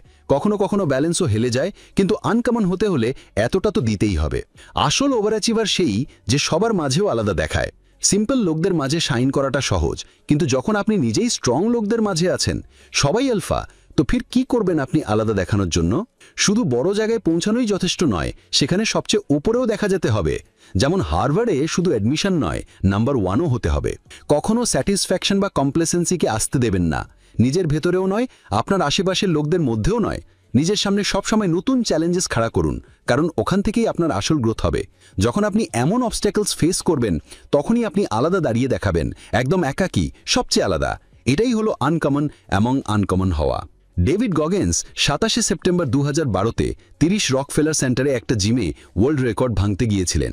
24 ঘন্টায় সবচেয়ে বেশি পুল আপস করার রেকর্ড। প্ল্যান ছিল 4000 কুষ্টা পুল আপস করার। চ্যারিটির জন্য টাকা জমা করতে হতো, ব্যক্তিগতভাবে মোটিভেশন ছিল রেকর্ডটা ভাঙা। তিনি পুরো 5-6 মাসে 4000 পুল-আপস প্র্যাকটিস করেছিলেন। নিজের উপর কনফিডেন্সও ছিল, কারণ হার্ট সার্জারির পর প্রথমবার তার হার্টটা পারফেক্ট চলছিল। সিলস তাকে কমব্যাট রোল থেকে সরিয়ে দিয়েছিল, তো তিনি বাস নিজের গল্পটাই শেয়ার করতেন, কিন্তু ভেতর থেকে শুধু একটাই জিনিস চাইছিলেন, আবার ফাইট করা। যখন আবার মেডিকেলি ফিট হলেন, তখন তিনি ডেল্টা সিলেকশন চেষ্টা করলেন। সেখানেও সবাইকে নিজের সেরাটা দেখানোর কথা ভাবলেন। কোনো জিনিসেই হাফ হার্টেড কাজ করেননি, প্রত্যেকটা টেস্টে টপে ফিনিশ করলেন। ডেল্টা সিলেকশনের লাস্ট ডেজে ওভার কনফিডেন্স এলো, ভুল পাওয়ার লাইন ফলো করলেন, ম্যাপ চেক করেননি, সময় নষ্ট হলো, রুলস ব্রেকে রোডস ইউজ করলেন, তবুও টাইমে ফিনিশ করলেন, কিন্তু রুলস ব্রেক করায় বাইরে হয়ে গেলেন। নিজের বন্ধুদের বললেন যে ভুলটা তারই ছিল, কারণ যুদ্ধক্ষেত্রে 1 সেকেন্ডের চুক মৌত আনতে পারে। ফিরে সেলসম্যানে এসডিবি ইউনিটে চলে গেলেন, হাওয়াইতে শিফট হলেন, রানিংয়ে সমস্যা হতে লাগলো। তারপর পুল-আপসের উপর মনোযোগ দিলেন, আর পুল-আপস ওয়ার্ল্ড রেকর্ডের দিকে ফোকাস শিফট হলো। প্রথম অ্যাটেম্পটা 2 ডেজ হতে ছিল, সব ক্যামেরা, ক্রাউড আর আনস্টেবল বারের কারণে সমস্যা হলো। প্রথমে 250টা পুল-আপস হলো, তারপর শরীরটা ফেল হতে লাগলো, ল্যাকটিক অ্যাসিড, মাসেল ফেলিয়ার, সব কিছু। প্ল্যান ছিল 24 ঘন্টায় ভাঙার, কিন্তু বাস 500তে থেমে গেলেন। লাইভ টিভিতে ফেল হলেন, কিন্তু লজ্জা ফিল করেননি। তিনি অ্যানালাইজ করলেন, ভুলগুলো নিকলো, এনভায়রনমেন্ট ঠিক ছিল না, বারটা দুর্বল ছিল, ব্রেকটা লম্বা ছিল, ডায়েটটা পারফেক্ট ছিল না, ফোকাসটা চ্যারিটির ওপর আর টিভির ওপর বেশি ছিল, পুল-আপসের ওপর কম। রিয়েলাইজেশন হলো যে প্রত্যেকটা ফেলিয়ারের পর সঠিক উপায়ে অ্যানালাইজ করাটা জরুরি, ফির চাহে ফেলটা পাবলিক হোক বা প্রাইভেট।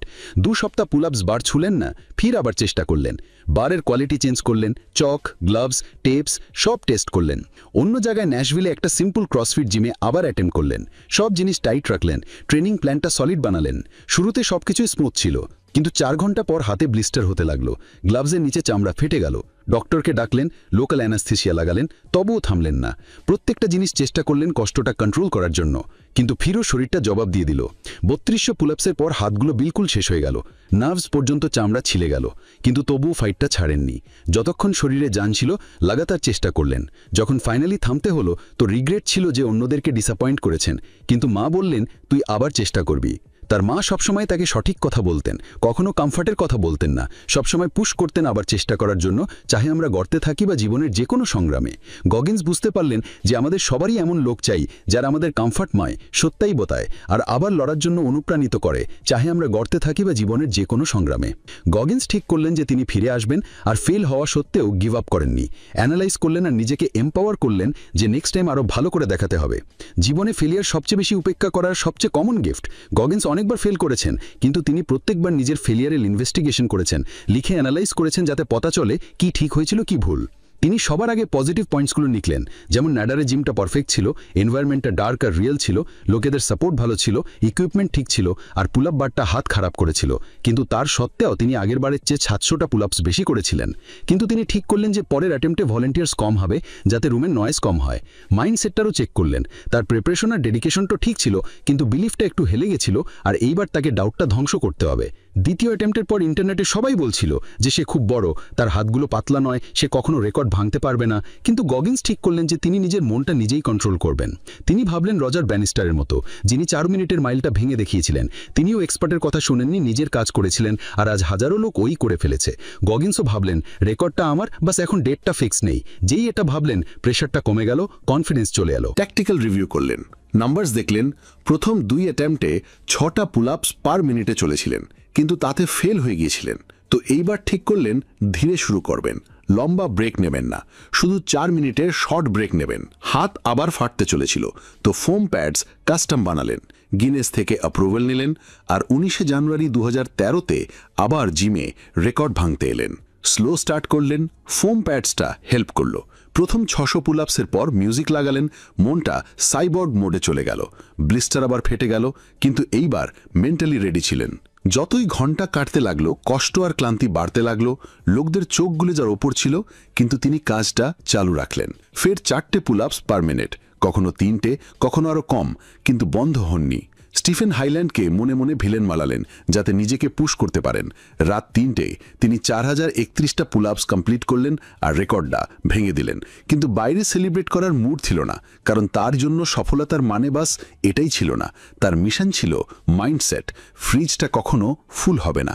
জীবনে সবসময় নতুন চ্যালেঞ্জ খুঁজতে হবে, কিছুই ছাড়া না, নিজেকে প্রুভ করতে থাকতে হবে। সফলতা মিললেও খতম হয় না। তিনি এটাও রিয়ালাইজ করলেন যে রেকর্ডটা মিলে গেলেও খেলাটা খতম হয় না, কারণ আসল রেসটা তো নিজের সাথে, নিজের সীমা খোঁজা, প্রত্যেকটা অ্যাবিলিটিকে শেষ পর্যন্ত পুশ করা। কখনো কমপ্লেসেন্ট না হওয়া আর প্রত্যেকটা ফেলিয়ারকে একটা নতুন স্ট্র্যাটেজি আর মাইন্ডসেট দিয়ে নেক্সট স্টেপ জানানো, এটাই রিয়েল সাকসেস। নিজের নজরে সবচেয়ে কঠিন ইনসান হওয়া, চাহে দুনিয়া নোটিস করুক বা না করুক। চ্যালেঞ্জ 10, আপনার সবচেয়ে সাম্প্রতিক আর সবচেয়ে দুঃখের ফেলিয়ার্সগুলো ভাবুন। এখন ডিজিটালি লিখবেন না, একটা জার্নাল নিন, একটা কপি আর হাতে লিখুন। পুরো প্রসেসটা ফিল করুন, নিজের আফটার অ্যাকশন রিপোর্ট বানান। সবার আগে আপনার ফেলিয়ারে যাই ভালো হয়েছিল, ছোট হোক বা বড়, সব ডিটেলে লিখুন। নিজের সাথে সততা রাখুন, কারণ প্রায়শই প্রত্যেকটা ফেলিয়ারে কিছু না কিছু ভালো অবশ্যই থাকে। ফের ভাবুন যে আপনি আপনার ফেলিয়ারটাকে কিভাবে হ্যান্ডেল করেছিলেন, তার আপনার জীবন আর রিলেশনশিপসের ওপর কি এফেক্ট পড়েছিল। এবার ভাবুন যে যখন আপনি সেই জিনিসটার প্রিপারেশন করছিলেন আর যখন আপনি করছিলেন, সেই সময় আপনার মাইন্ডসেটটা কেমন ছিল, প্রত্যেকটা স্টেপে আপনি কি ভাবছিলেন। মাইন্ডসেটটা সবচেয়ে ইম্পর্ট্যান্ট। ম্যাক্সিমাম লোকেরাই এখানে ফেল হয়ে যায়। ফেরার একবার আপনার নোটস দেখুন আর এইবার সব কিছু লিখে নিন যা ভুল হয়েছিল, কি ফিক্স করতে পারতেন। কোনো সফট কর্নার রাখবেন না, নিজের সাথে ব্রুটাল অনেস্টি রাখুন। সব লিখুন, ঢাং দিয়ে স্টাডি করুন, ক্যালেন্ডার খুলুন আর সঙ্গে সঙ্গে ঠিক করুন যে পরের বার কবে চেষ্টা করবেন। যদি আপনার ফেলিয়ারটা ছোটবেলার হয় যা দোবারা হতে পারে না, তবুও রিপোর্টটা লিখুন, কারণ তাতে যে শিক্ষাটা মিলবে সেটা সামনের গোলসের জন্য কাজে আসবে। যখন নেক্সট টাইম চেষ্টা করতে যাবেন, তো আপনার আফটার অ্যাকশন রিপোর্টটা সবসময় পাশে রাখুন। অ্যাকাউন্টেবিলিটি মিররের ব্যবহার করুন, যাই অ্যাডজাস্ট করতে হবে করুন। এক্সিকিউশনের সময় মনে 40% রুল, কুকি জার আর ক্যালাস্ট মাইন্ড মনে রাখুন। মাইন্ডসেটটা কন্ট্রোল করুন, সব কিছুর ওপর কাবু রাখুন, কারণ জীবনটা সির্ফ একটা মাইন্ড গেম। এই কথাটা বুঝুন আর আপনায় নিন। ডেভিড গগিন্স তার বইয়ের লাস্ট চ্যাপ্টার হোয়াট ইফ এ লিখছেন যে রেসের আগেই আমি জানতাম যে আমি মুশকিলে আছি। ব্যাড ওয়াটারের কোর্সটা চেঞ্জ হয়ে গিয়েছিল আর আমি আমার নর্মাল উইটের থেকে 11 পাউন্ডস বেশি ছিলাম। আগের কয়েক বছর রানিংয়ে বেকার পারফরমেন্স ছিল, কিন্তু ফ্রোজেন ওয়াটার রেসটা জিতে মনে হলো যে সব কিছু ঠিকঠাক হচ্ছে। ফ্রোজেন ওয়াটারে 0 ডিগ্রি টেম্পারেচার, বরফ আর আইস ছিল, জুতোও ঠিক ছিল না। তবু আমি কষ্ট আর ক্লান্তিটাকে ইগনোর করলাম, নিজের টেকনিকের উপর ফোকাস করলাম আর রেসটা জিতলাম। টোসগুলো বেঁচে রইল। মনে হচ্ছিল যে আমার শরীরটা আবার ফর্মে আসছে। তবুও ব্যাড ওয়াটারের ট্রেনিংয়ের সময় আমি ওভার ট্রেন ছিলাম, ঘুম খারাপ ছিল, খিদে লাগছিল না, তবুও ট্রেনিংটা চালু রাখলাম। রেসের 1 সপ্তাহ আগে আমার সব অজীব লাগতে লাগলো। হার্ট রেট হাই ছিল, ক্লান্তি ছিল, ওয়েট বাড়ছিল। ডক্টররা কোনো খাস সমস্যা বলেননি, তাই রেসটা কুইট করে নি। ব্যাড ওয়াটার রেসের প্রথম ক্লাইম্বে সবকিছু ঠিকঠাক ছিল, কিন্তু তারপরে শরীরটা সঙ্গ দেওয়া ছেড়ে দিল। কোয়াডসে স্প্যাজম, শ্বাস আসছিল না। ফাইনালি 50 মাইলের রেসটা ছাড়তে হলো। ভেতর থেকে লাগছে কিছু সিরিয়াস গড়বড় হচ্ছে। ভেগাস আর শিকাগোতে ডক্টররা টেস্ট করলেন, কিন্তু সবকিছু নর্মাল ছিল, বাস থাইরয়েডটা একটু লো এলো। তারপর অ্যাডিসন্স ডিজিজ বলে স্টেরয়েডস দিয়ে দিলেন, কিন্তু হেলথ আরও বিগড়েতে লাগলো, কষ্ট বাড়তে লাগলো।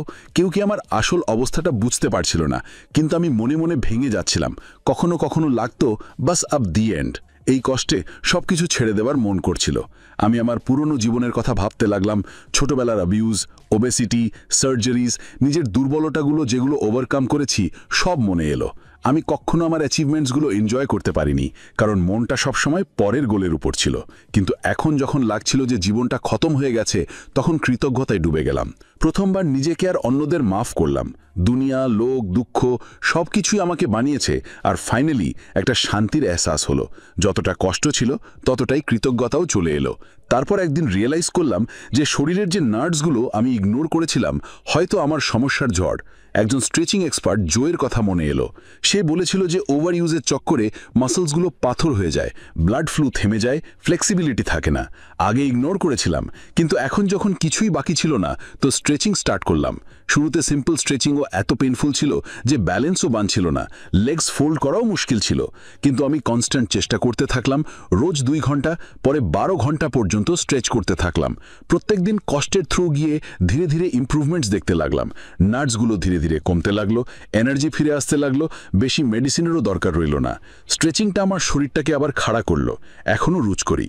আমি নভেম্বর 2015-তে নেভি থেকে চিফের র্যাঙ্কে রিটায়ার হয়েছিলাম।